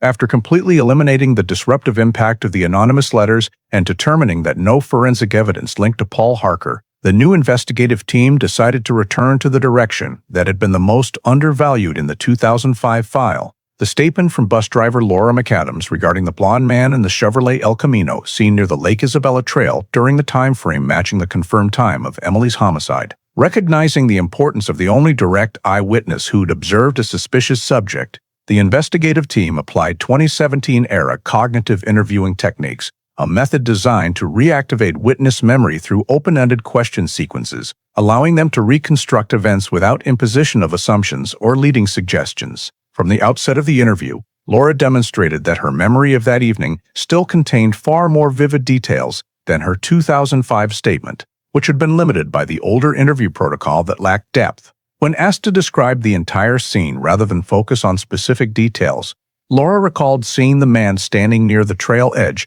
as if observing road traffic, and the bus headlights illuminating his hair, creating a clear, light blonde reflection. She described his posture as quite confident, leaning slightly forward, and what caught her attention most was how quickly he turned his face away as the bus passed, as though unwilling to be seen. When prompted to describe layer by layer height, body build, facial features, nose bridge, jawline, Laura was able to reconstruct many details never previously documented. Thanks to the nonlinear memory retrieval technique, she described the man as approximately 6 feet tall, broad-shouldered, with a laborer rather than office worker build. Light blonde hair reaching the nape but slightly tousled, high nose bridge, square jaw, and deep-set eyes. The investigative team immediately utilized the new digital composite system, which combined witness description with AI modeling to produce a suspect portrait with far greater accuracy than 2005 hand-drawn sketches. The composite process involved showing Laura groups of generated facial options, allowing her to select the closest match to her memory. With each selection, the AI refined the remaining features to more closely approximate the appearance of the man she saw. After nearly 2 hours of continuous work, a complete composite was finalized, depicting a man in his late 20s to early 30s, with long blonde hair reaching the collar, angular face, muscular arms, and a cold expression. When the investigative team cross-referenced the new composite against personnel lists, records of residents near Lake Isabella, and individuals who owned or had operated an El Camino in the prior decade, the facial recognition software highlighted one prominent name, Jake Mallory, a former resident who had lived not far from Emily's disappearance area and, notably, had worked in the logging and forestry construction sector, profession consistent with the microscopic wood particles found on the denim fiber recovered from Emily's vehicle.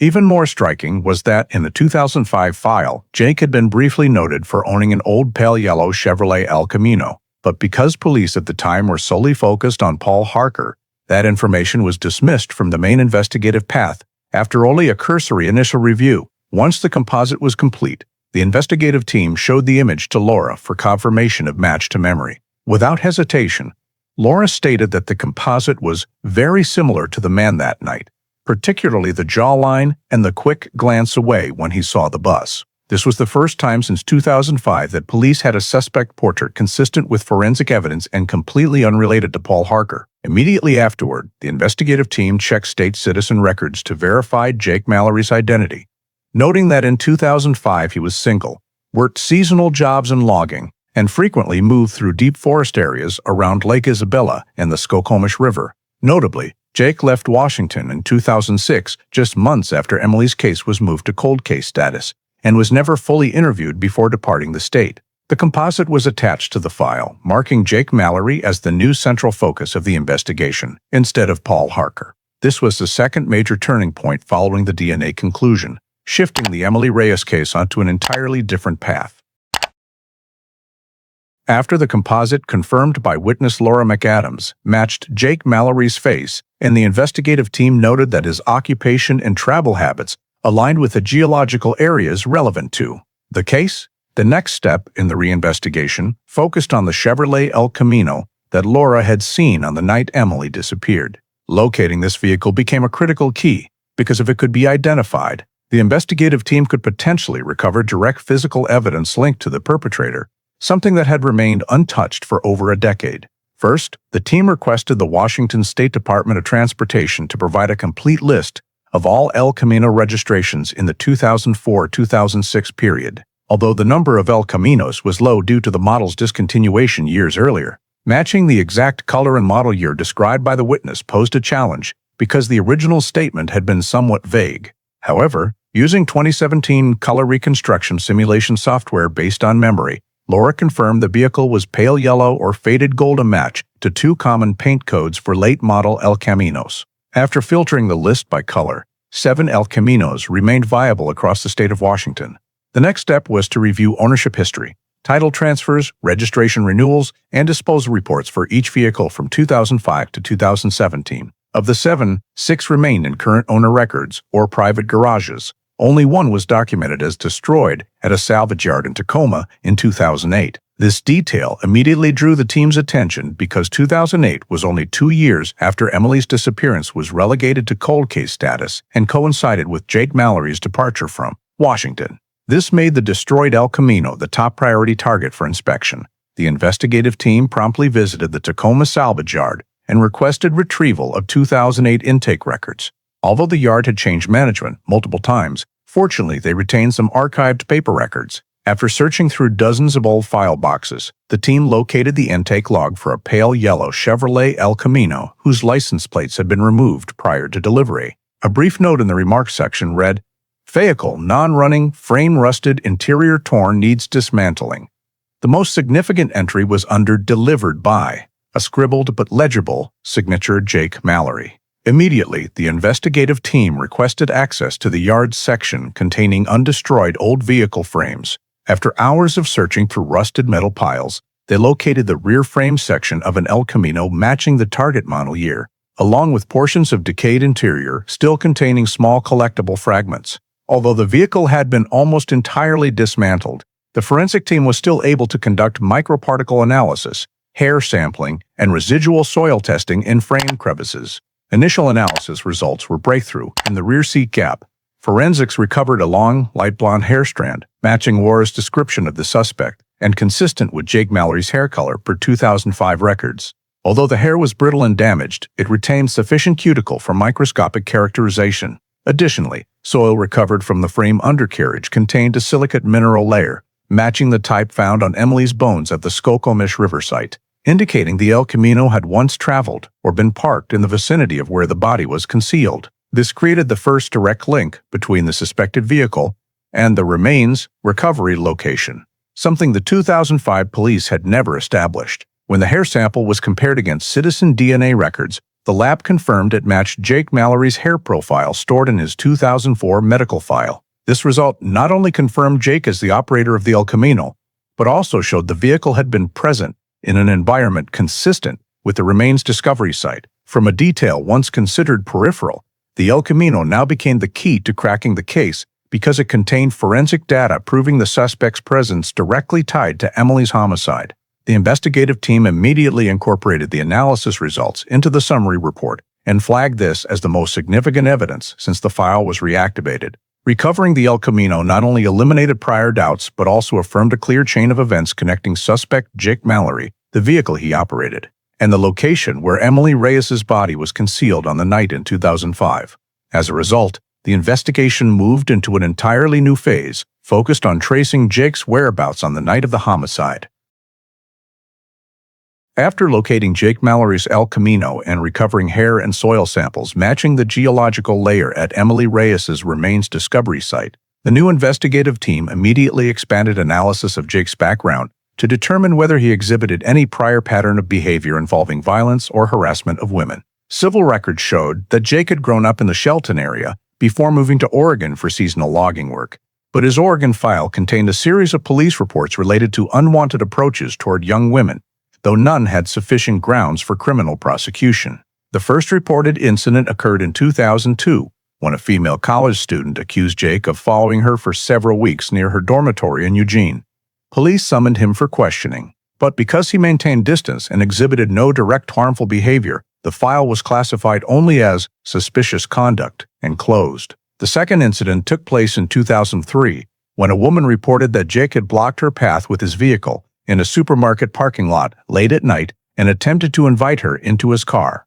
She refused, pulled out her phone, and Jake left immediately, preventing police from proving threatening behavior. In 2004, a more serious incident was recorded in Salem when a bar employee stated that Jake had grabbed her wrist during conversation and refused to let go until others intervened. She filed a report but declined to testify in court due to fear of complications, so the case was not prosecuted. When the investigative team reviewed the entire sequence of records, they observed a recurring behavioral pattern. Jake frequently approached young women in low-traffic environments, displayed stalking or mild coercion, and withdrew immediately when there was risk of identification or direct confrontation, allowing him to evade legal consequences for years. This pattern was consistent with an opportunistic predator who only acted when conditions were entirely favorable. Even more striking was that in 2005, several months before Emily disappeared, a woman living in the Olympia area filed a report about a blonde-haired, pillowbound, tall man driving an old El Camino, following her on a forest road at night. Although identity could not be confirmed, the victim's description matched so closely that the new investigative team added this file to the supplemental review list. When cross-referencing Jake's residency history, the team discovered that at the time of Emily's disappearance, Jake was renting a temporary cabin less than 2 miles from the road Emily regularly traveled, a location bordering the forest between Shelton and Lake Isabella. This cabin sat near a side road that the 2005 investigative force had not thoroughly evaluated because they believed the victim had no reason to pass through that area. Jake's residence, right along a potential access route to Emily's Ford Ranger without attracting attention, led the investigative team to assess his living location as particularly significant. Cabin rental records showed Jake frequently changed addresses, often paying cash, and rarely staying more than 3 months in any one place, a trait extremely common among opportunistic offenders who avoid leaving fixed traces. When analyzing his movement history in depth, the team found that during the month of the disappearance, Jake had taken more than a week off work, without clear reason from his logging company, coinciding with the period Emily vanished. No data indicated he left the state during that week, but the inconsistent work records suggested he could have spent time roaming near the forest or Lake Isabella area, where Emily's Ford Ranger and ID card were later found. When checking 911 reports from the Shelton area in 2005 involving strange men or suspicious vehicles, the new investigative team discovered at least 3 calls describing a disheveled blonde man driving an old vehicle, stopping to ask for directions or the time at night. These descriptions matched Jake's appearance and the El Camino he owned almost perfectly. During the reinvestigation phase, detectives also noted that Jake had a history of living in isolation, avoiding social interaction, and frequently appearing in forested edge areas more than in town. Medical records from his Oregon employment period showed a doctor once noted impulse control issues, but Jake refused follow-up treatment. Jake's ability to live discreetly, choose remote work environments, and travel via low-traffic routes aligned with the profile of a perpetrator capable of approaching Emily without being seen except by the sole witness, Laura. Most importantly, when the investigative team analyzed geographic data, they found that Jake's cabin, the ID card discovery site, the El Camino sighting location, and the remains discovery site formed a seamless geographic triangle, creating a highly logical movement pattern for a perpetrator familiar with the Skokomish area forest terrain. No point in this pattern connected to Paul Harker, the man wrongly suspected for over a decade. Combining all data, his history of harassing women, unresolved Oregon investigations, witness description, occupational environment, movement habits, and 2005 residency, the investigative team assessed Jake Mallory as a high-level match to the behavioral profile of someone capable of committing the crime against Emily Reyes, and the only subject with a fully logical chain of elements matching the entire set of reanalyzed forensic evidence. After the background file and behavioral pattern of Jake Mallory showed significant matches with the entire forensic dataset, the new investigative team shifted to geological analysis to reconstruct the original burial location of Emily Reyes's body. Since the remains only became exposed after the landslide at the Skokomish River, and that location could not be considered the perpetrator's intentional hiding spot, the goal of this step was to identify where the body had originally been buried before erosion and water flow dislodged and carried it years later, thereby tracing backward the perpetrator's movement path on the night of the crime. First, the stratigraphic specialists collected soil samples from 3 layers: the surface soil at the remains discovery site, the soil directly beneath the skeletal structure, and a soil from the upstream area where the landslide originated. Each sample was analyzed for mineral composition, silicate ratio, and organic content to trace correlations. The results showed that the soil adhering to Emily's bones belonged to a stable environment with minimal direct water flow impact, meaning the body had been buried in a concealed, relatively deep location before being pulled down into the river channel. This soil composition was completely different from the exposed surface layer after the landslide, which contained much more sand and recent sediment. This confirmed that the current location was not the original burial site. The geological team then simulated water flow based on the Skokomish River's hydrological data over the past 10 years, focusing on the two major landslide-causing rain events that displaced soil in the upstream area. Using 2017 stratigraphic modeling software, they created models of slope gradient, erosion rate, and landslide direction. The model indicated that the landslide area originated from a high ridge approximately 45 to 60 meters northwest of the remains discovery site. By calculating the depth of soil failure and the volume of sediment carried away, the specialists determined that an object with the weight of an adult human body buried at a depth of 50 to 70 centimeters in that ridge had a high probability of being carried along the exact trajectory that led to the remains being found in 2017. This allowed the investigative team to narrow the suspected area from hundreds of meters down to a single strip of land approximately 30 meters long. Next, the on-scene forensic team began supplemental excavation using the grid excavation method, dividing the area into small square grids to probe each soil layer systematically. Excavation had to proceed with extreme caution due to the terrain's high collapse risk. In the third soil layer, the team discovered a critical indicator, a patch of soil with abnormal compaction distinctly different from the surrounding soil. This compaction level was consistent with soil that had been disturbed and then deliberately repacked, matching the pattern of manual burial. Additionally, tree roots around the compacted area were severed in a downward direction, indicating the soil had been dug up and refilled in a time frame too short for significant root regrowth. Several micro-objects were found within the compacted layer, including small decayed wood particles, black mineral fibers, and a synthetic fiber fragment, all consistent with an environment where the body had once lain before being dislodged by water. When the micromineral structure of this layer was analyzed, the geological team confirmed it was the same soil type adhering to Emily's bones, reinforcing the hypothesis that this was the original burial site. Beside the compacted soil, the excavation team also found faint traces of manual digging, evidenced by straight-edged fracture lines along the soil margins, indicating a metal tool such as a shovel had been used. Analysis of the fracture directions showed the digger stood on the southern side, consistent with the perpetrator approaching from the forest access road leading down to the riverbank, rather than from the water flow direction.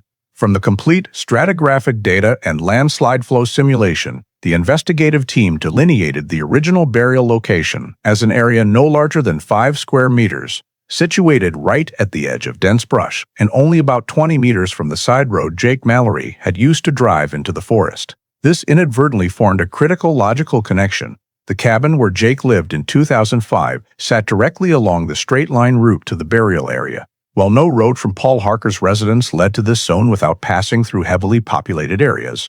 Upon receiving the complete geological report, the investigative team officially designated the recently excavated area as the initial hiding place of Emily Reyes's body on the night she was murdered. This discovery not only reinforced the forensic conclusion that the victim died in 2005, but also, for the first time, reconstructed the perpetrator's chosen concealment siting. Isolated location consistent with someone possessing knowledge of the forest and familiarity with secondary access roads, perfectly matching Jake Mallory's behavioral profile. With the original burial location now identified, the investigative team recognized they had reached a critical juncture capable of leading directly to the perpetrator's sequence of actions on the night of the crime.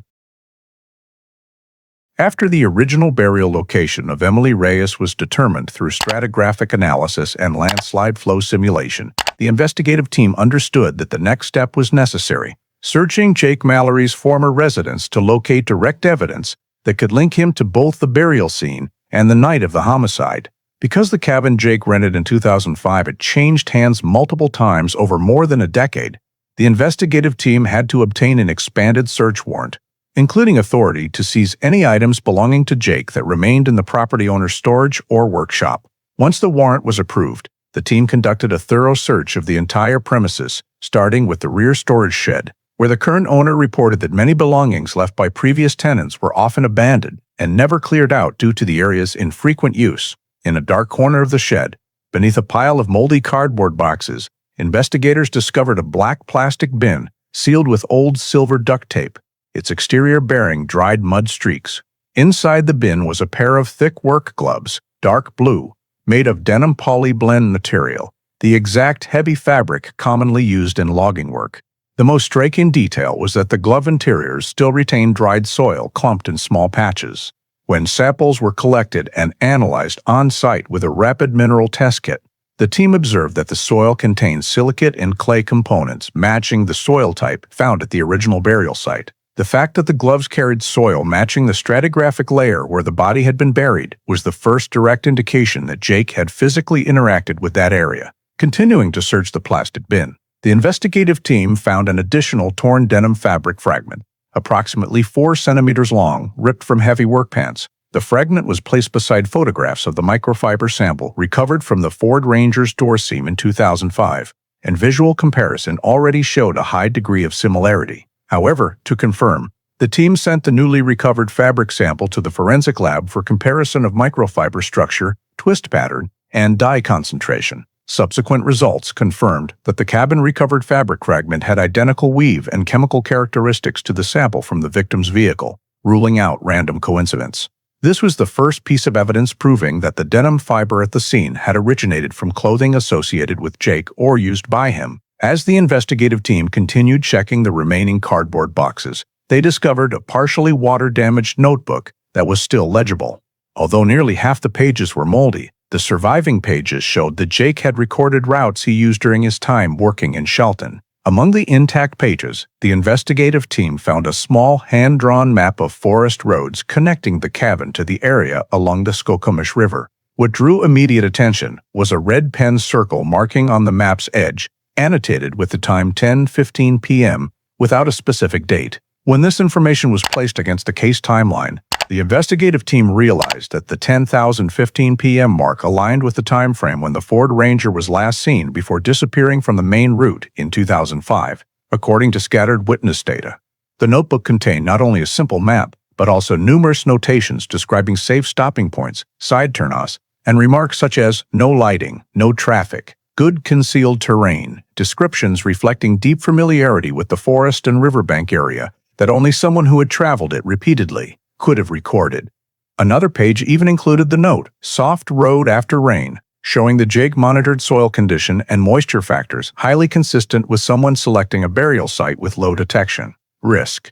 When these notations were cross-referenced with the stratigraphic simulation and flow analysis, the investigative team found several astonishing matches. The soft high ridge notation on the hand-drawn map corresponded precisely to the ridge identified as the original burial location of Emily. One investigator also discovered that the notebook's final page contained a rough sketch resembling the preliminary route of a nighttime drive on the night of the crime, including the side turnoff that SAR teams had overlooked in 2005 because they believed the victim could not have moved in that direction.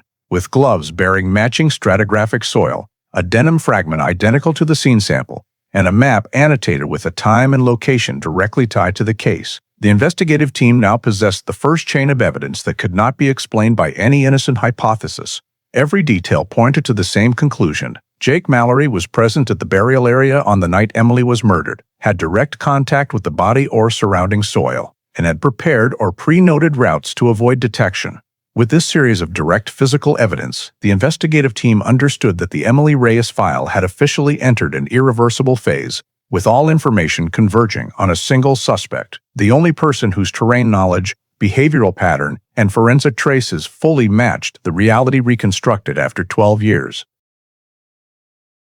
After recovering direct evidence from Jake Mallory's former cabin, the gloves bearing soil matching the stratigraphic layer where Emily was buried, the denim fragment matching the microfiber sample from the Ford Ranger, and the notebook containing a map and time notations aligning with the victim's disappearance, the investigative team determined it was time to conduct a formal interrogation aimed at dissecting Jake's timeline using forensic methods rather than mere inference. When Jake was invited to the station as a person required to clarify information, he appeared calm, even indifferent, asserting that he had nothing to do with something from 12 years ago and that the discovered items were either forgotten or arbitrarily collected by the landlord. However, the investigative team had prepared a forensic timeline comparison chart to confront Jake step by step with objective data that was difficult to explain away. First, investigators presented the reconstructed movement path of the Ford Ranger on the night Emily disappeared, based on peripheral witness timing and location data.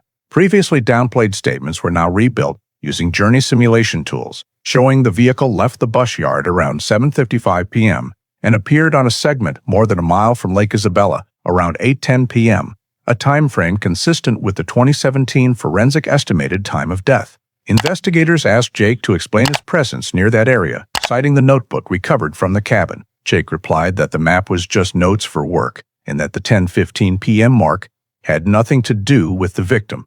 But the investigative team quickly pointed out that the routes drawn in the notebook did not match any logging access paths at the time and instead precisely aligned with the Ford Ranger's diverted path before the vehicle was abandoned and found with its door open and no keys. When Jake fell silent, investigators shifted to cell dump data analysis, a technique unavailable in full in 2005, but now capable of retrieving archived signals from old cell towers. Although Emily's phone had been powered off before 8:00 p.m., a tower near Lake Isabella had recorded a signal from a device tied to Jake's old service area between 7:50 and 8:20 p.m. When asked why his phone appeared near the victim's disappearance location, Jake explained that he was hanging out with friends at a bar near Shelton that evening. However, the cell dump showed his device leaving Shelton and heading toward the forest in the opposite direction. When asked to provide names of companions or receipts from the bar, he replied he didn't remember and that it was too long ago to recall details.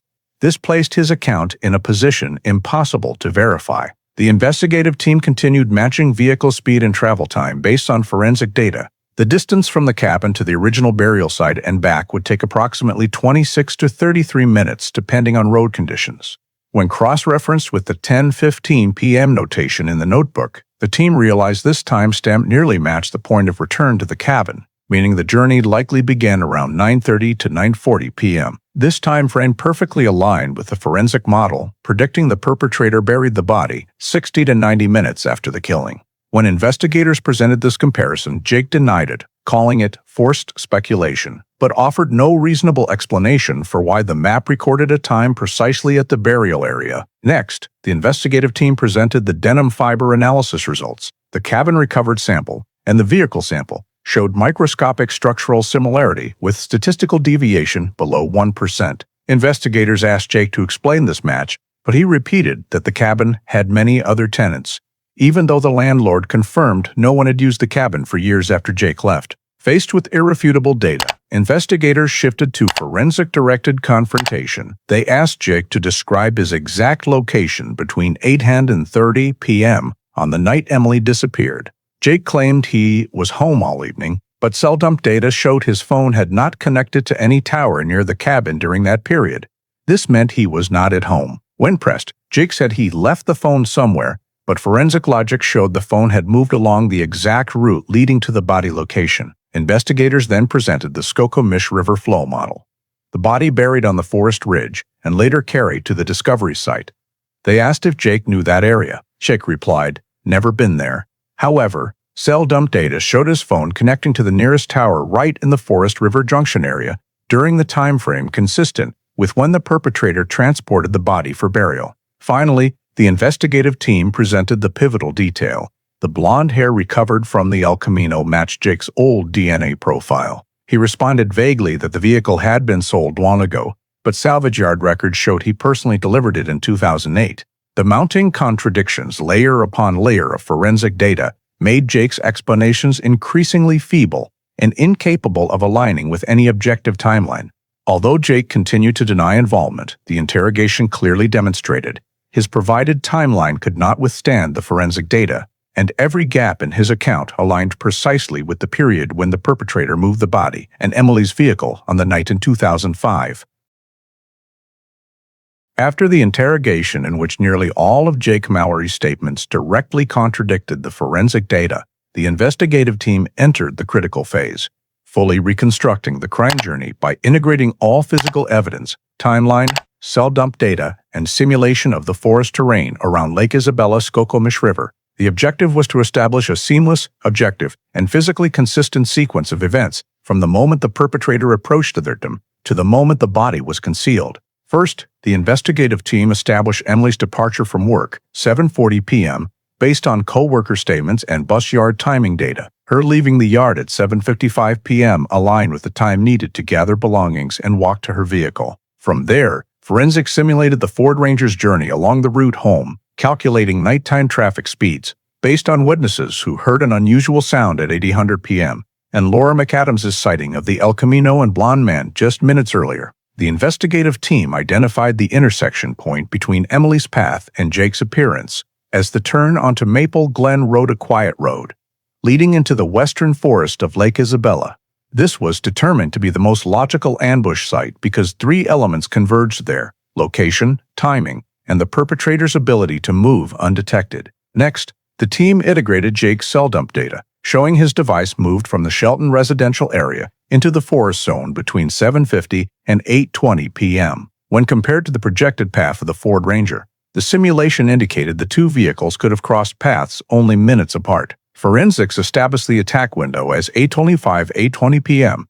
Based on the estimated time Emily lost control of the vehicle and the Ford Ranger was driven off its normal route. After pinpointing the ambush location, the investigative team reconstructed the perpetrator's actions following the crime. Based on the denim fiber trace in the vehicle consistent with heavy work clothing Jake used, and the driver's seat being pushed far back relative to Emily's height, forensics confirmed the vehicle had been operated by someone else. Journey simulation based on tire soil evidence showed the Ford Ranger left Maple Glen Road, traveled deep into northern forest roads, and was abandoned near an unmarked trail. This was the very area SAR had searched but failed to recognize its significance due to the absence of a body. From the abandonment site, the investigative team overlaid the hand-drawn map recovered from Jake's cabin. The map indicated two shortcut paths through the forest that someone familiar with the terrain could use to reach the high ridge along the Skokomish River, the original burial location. When cross-referenced with terrain simulation, these shortcuts align perfectly with routes the perpetrator could travel on foot or with off-road capability at night without leaving obvious ground traces.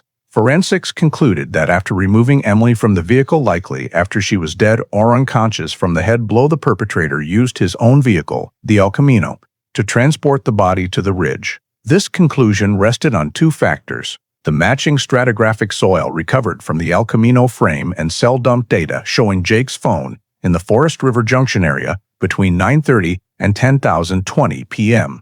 The most critical movement model was established when the investigative team matched the 10:15 p.m. notation in Jake's notebook with the estimated completion time for burial before leaving the scene.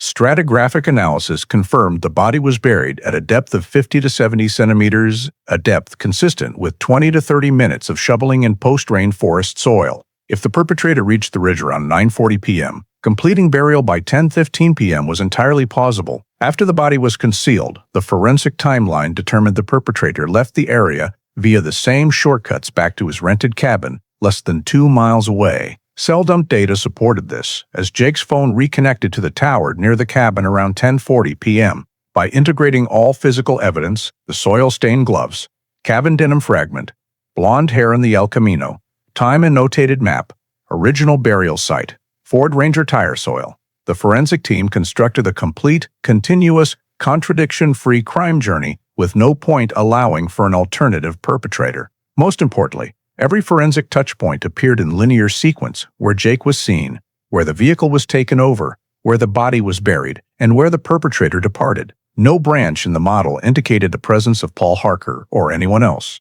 From the reconstructed journey, the investigative team concluded that the perpetrator approached Emily at the intersection of the main road and Maple Glen Road, subdued or attacked her, took control of her vehicle, left the residential area, switched to his own vehicle to transport the body, then brought the body to a remote ridge and buried it that same night. The entire forensic timeline aligned logically with the medical examiner's determined time of death.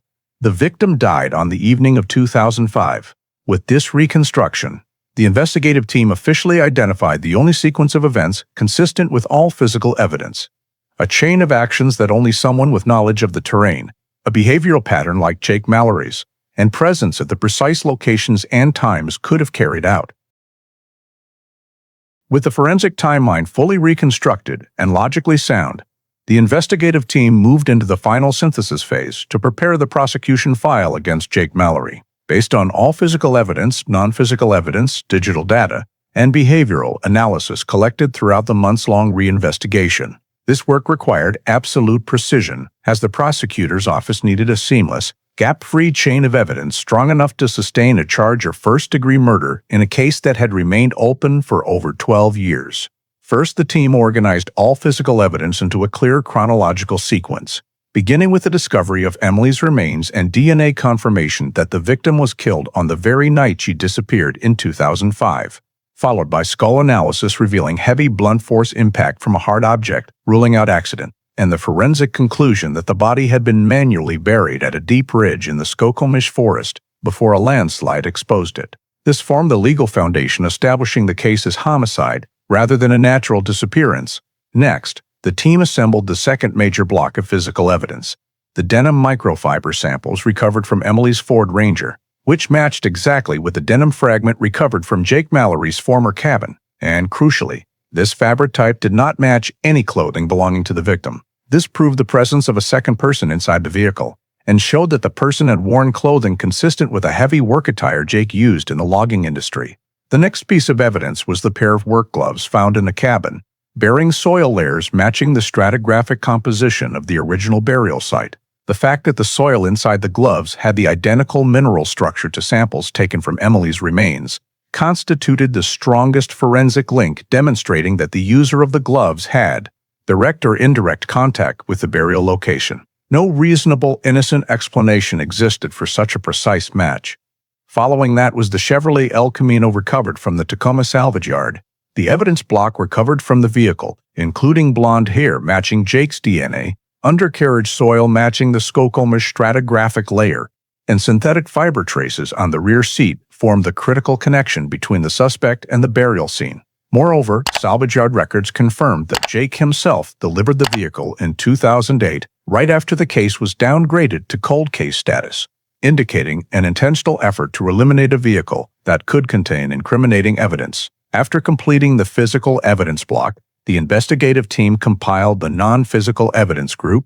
Witness Laura McAdams' statement about the blonde man and the El Camino appearing at the exact time the victim vanished. The 2017 AI-assisted composite that matched Jake's appearance in 2005, and especially the behavioral analysis showing Jake's history of threatening approaches toward women in Oregon, multiple reports filed but never prosecuted. This group also included cell dump data showing Jake's phone moving along the exact route the perpetrator could have used to intercept Emily's vehicle, transport the body, and leave the scene.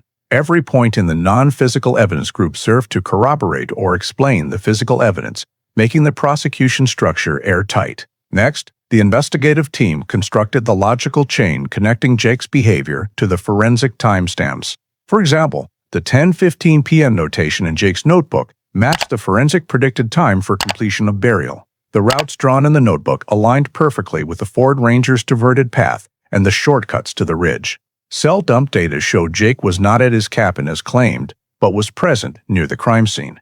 All these elements proved not only that Jake lied, but that he deliberately concealed his actions on the night of the homicide.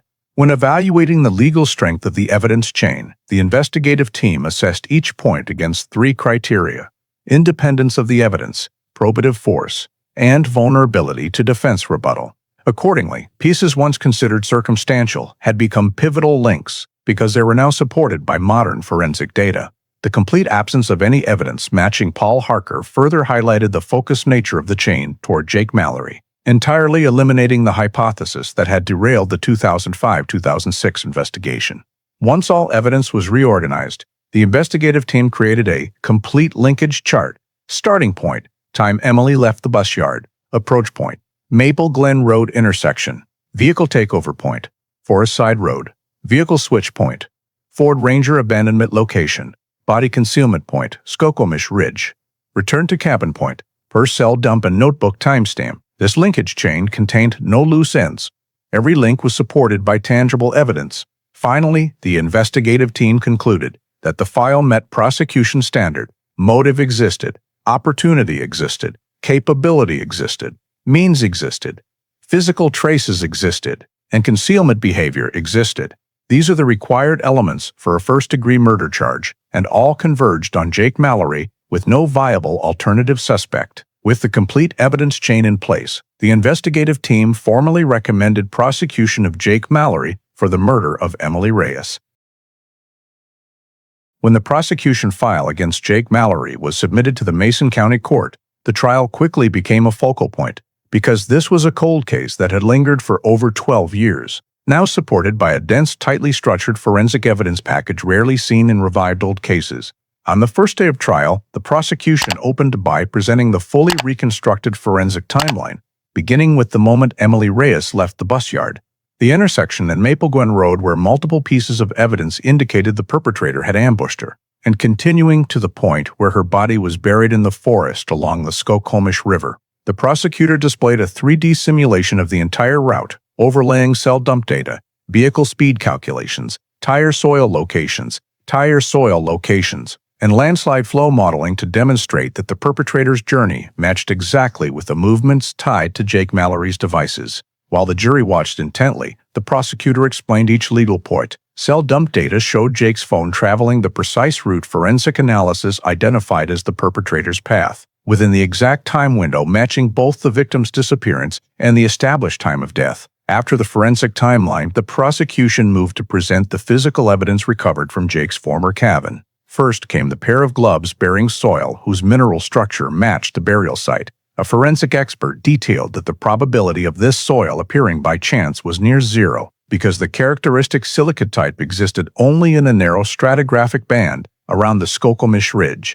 Next came the torn denim fragment. The lab confirmed that the microfiber structure of this fabric was identical to the sample recovered from the Ford Ranger, meaning clothing associated with Jake had left traces inside the victim's vehicle. When the prosecutor placed both samples under a high magnification camera, the jury could observe for themselves the near-perfect match in weave pattern, twist direction, and dye concentration.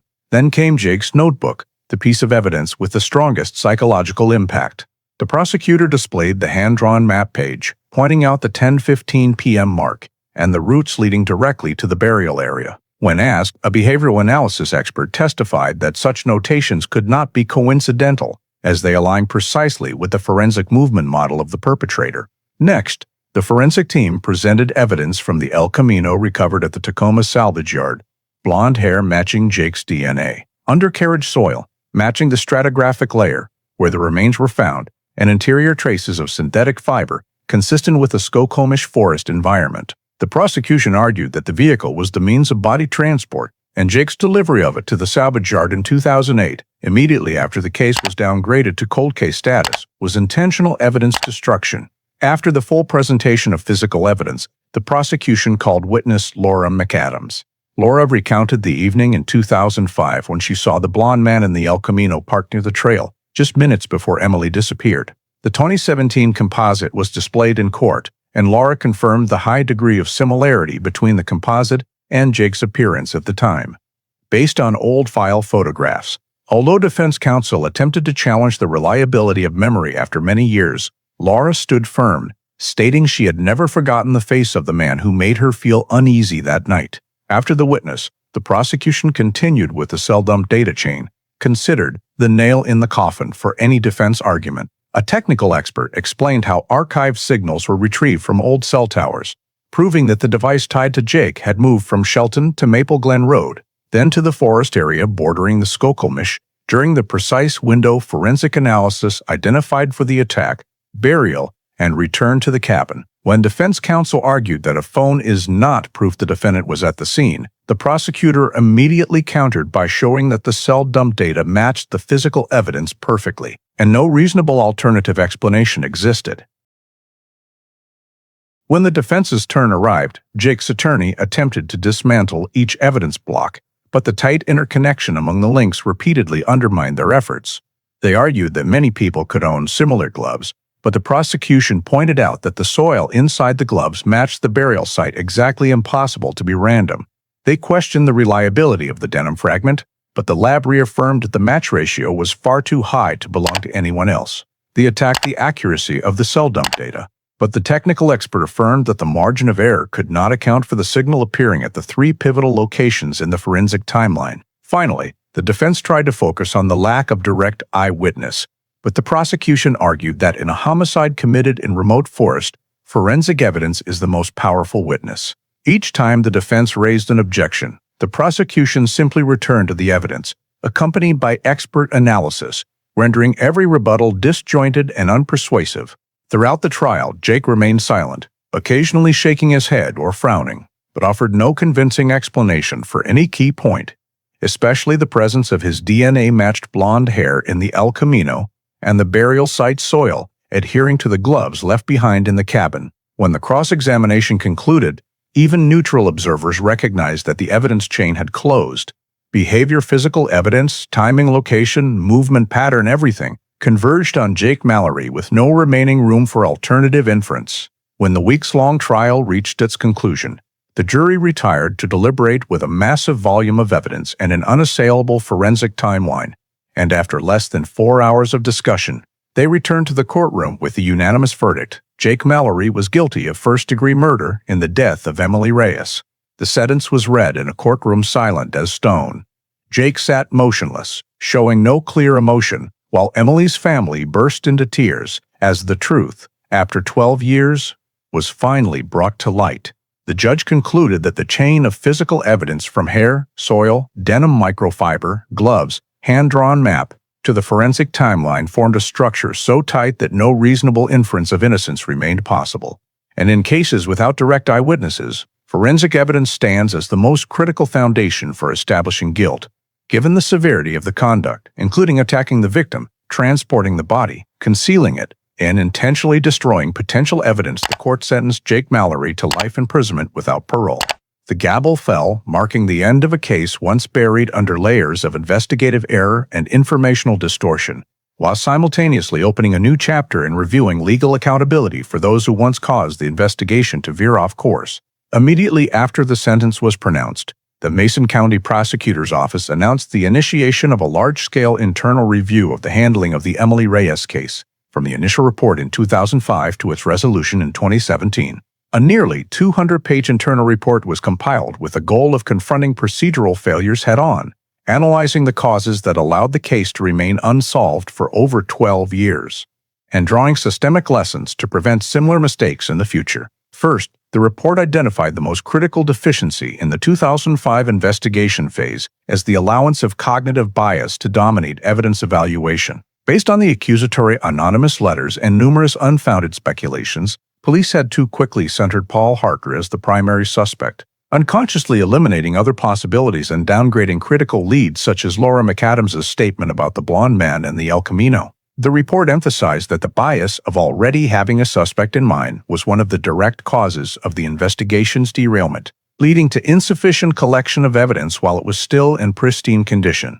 Another grave error was the mishandling of the anonymous letter series. Instead of treating the letters as potential interference or manipulation of the investigation, the 2005 team approached them as reliable information, causing misjudgment of motive, misdirection of focus, and misidentification of suspect. The internal report concluded that relying too heavily on the letters without conducting handwriting analysis, linguistic examination, or sender verification created an opportunity for external influence on the investigative process. This was a profound lesson that anonymous letters should never be used as directional evidence unless verified through forensic or digital analysis. In addition, the report highlighted numerous scene-handling procedural failures. For example, although Emily's Ford Ranger was examined, full application of available techniques at the time, such as microfiber analysis, detailed soil sampling, or expanded fingerprint tracing, was not carried out. These errors caused high-value denim and soil samples to be overlooked for more than a decade until modern forensics restored their significance.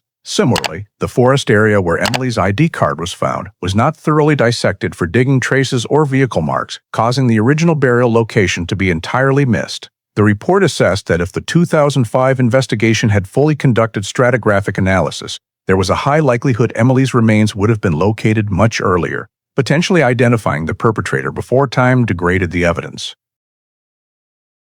Another significant section of the report analyzed the reasons the case remained unsolved for 12 years before resolution. The main conclusion was that the delay stemmed not from lack of competence, but from lack of suitable technology and lack of multidimensional investigative methodology. Seldom technology in 2005 was not yet capable of retrieving old data. Algorithms for recovering faint fingerprints had not yet been developed, and DNA extraction from degraded bone had not reached the precision of 2017. Likewise, AI linguistic technology, which identified most of the anonymous letters as written by Karen Harker, did not exist at the beginning of the investigation. The report stressed that without advances in modern forensics, many pieces of seemingly worthless evidence could not have been recovered and linked to form the chain that led to the true perpetrator. The evaluation of 2005 investigative errors occupied the largest portion of the report, particularly errors in information management. Many critical data points were misclassified as random, unrelated, or lacking reliability, when in reality they were fragments of a larger picture. The El Camino sighting, reports of an unusual sound at 8 p.m., and information about the blonde man were never deeply pursued. The internal report concluded that one of the greatest lessons was never to undervalue peripheral data, because sometimes the very details overlooked become the key to resolution when forensic capabilities advance. The report also addressed the issue of insufficient interagency coordination in the early phase. In 2005, the investigative team did not closely collaborate with geological experts, did not sufficiently coordinate with the state forensic lab, and did not apply behavioral analysis modeling, severely limiting timeline reconstruction. In contrast, the 2017 reinvestigation succeeded because of cooperation among more than 5 specialized units, from soil forensics and DNA to terrain simulation and linguistic AI. Finally, the internal report concluded by affirming the irreplaceable value of modern forensics in solving cases, especially long-dormant ones. 3 technical pillars: degraded DNA analysis, stratigraphic analysis, and cell dump reconstruction were identified as the 3 cornerstones that enabled complete recovery of the perpetrator's timeline. The report recommended that investigative agencies invest heavily in forensic training and adopt the approach that every piece of data in any case could become critical evidence if technology is advanced enough to unlock it. Completing the report not only closed the Emily Reyes case, but also opened a roadmap for procedural reform, ensuring that the mistakes of 2005 would never be repeated in future investigations. In the story of the investigation into Emily Reyes's disappearance and subsequent murder, many details reflect real issues in contemporary American society: investigative bias, belief in misinformation or anonymous letters, the danger of misjudging witness statements, and the critical importance of forensic science in safeguarding justice. The fact that Paul Harker was treated as the primary suspect for over a decade solely because of anonymous letters, later proven to have been largely written by Karen, illustrates the danger of allowing emotion, public opinion, and prejudice to guide investigative conduct. This remains a challenge in today's United States, where social media spreads false information faster than ever, and hasty judgments can destroy the life of an innocent person. The story also underscores the value of modern forensics, microfiber analysis, DNA, cell dump data, stratigraphic modeling elements that restored truth to its proper place after more than 12 years. The lesson for Americans today is that science and transparent procedure remain the most important line of defense against error and bias. In addition, the story warns of the danger posed by patterns of harassment and stalking of women conduct that still occurs in many American communities. Jake Mallory had been reported multiple times in Oregon, yet was never followed up on thoroughly enough until his behavior escalated into homicide. This reminds us that when an individual, especially a woman, reports harassment or stalking, the community and police must treat it with seriousness. Finally, the case shows that justice can arrive late, but it arrives when we persistently seek the truth, not through conjecture, but through evidence. This is an important reminder for every U.S. citizen living in an era of complex information. Be cautious, be fair, and always let science lead the way. Thank you for following this entire 12-year-plus case reconstruction. If you found the story meaningful and valuable, please hit subscribe so you don't miss any other carefully reconstructed cases like this.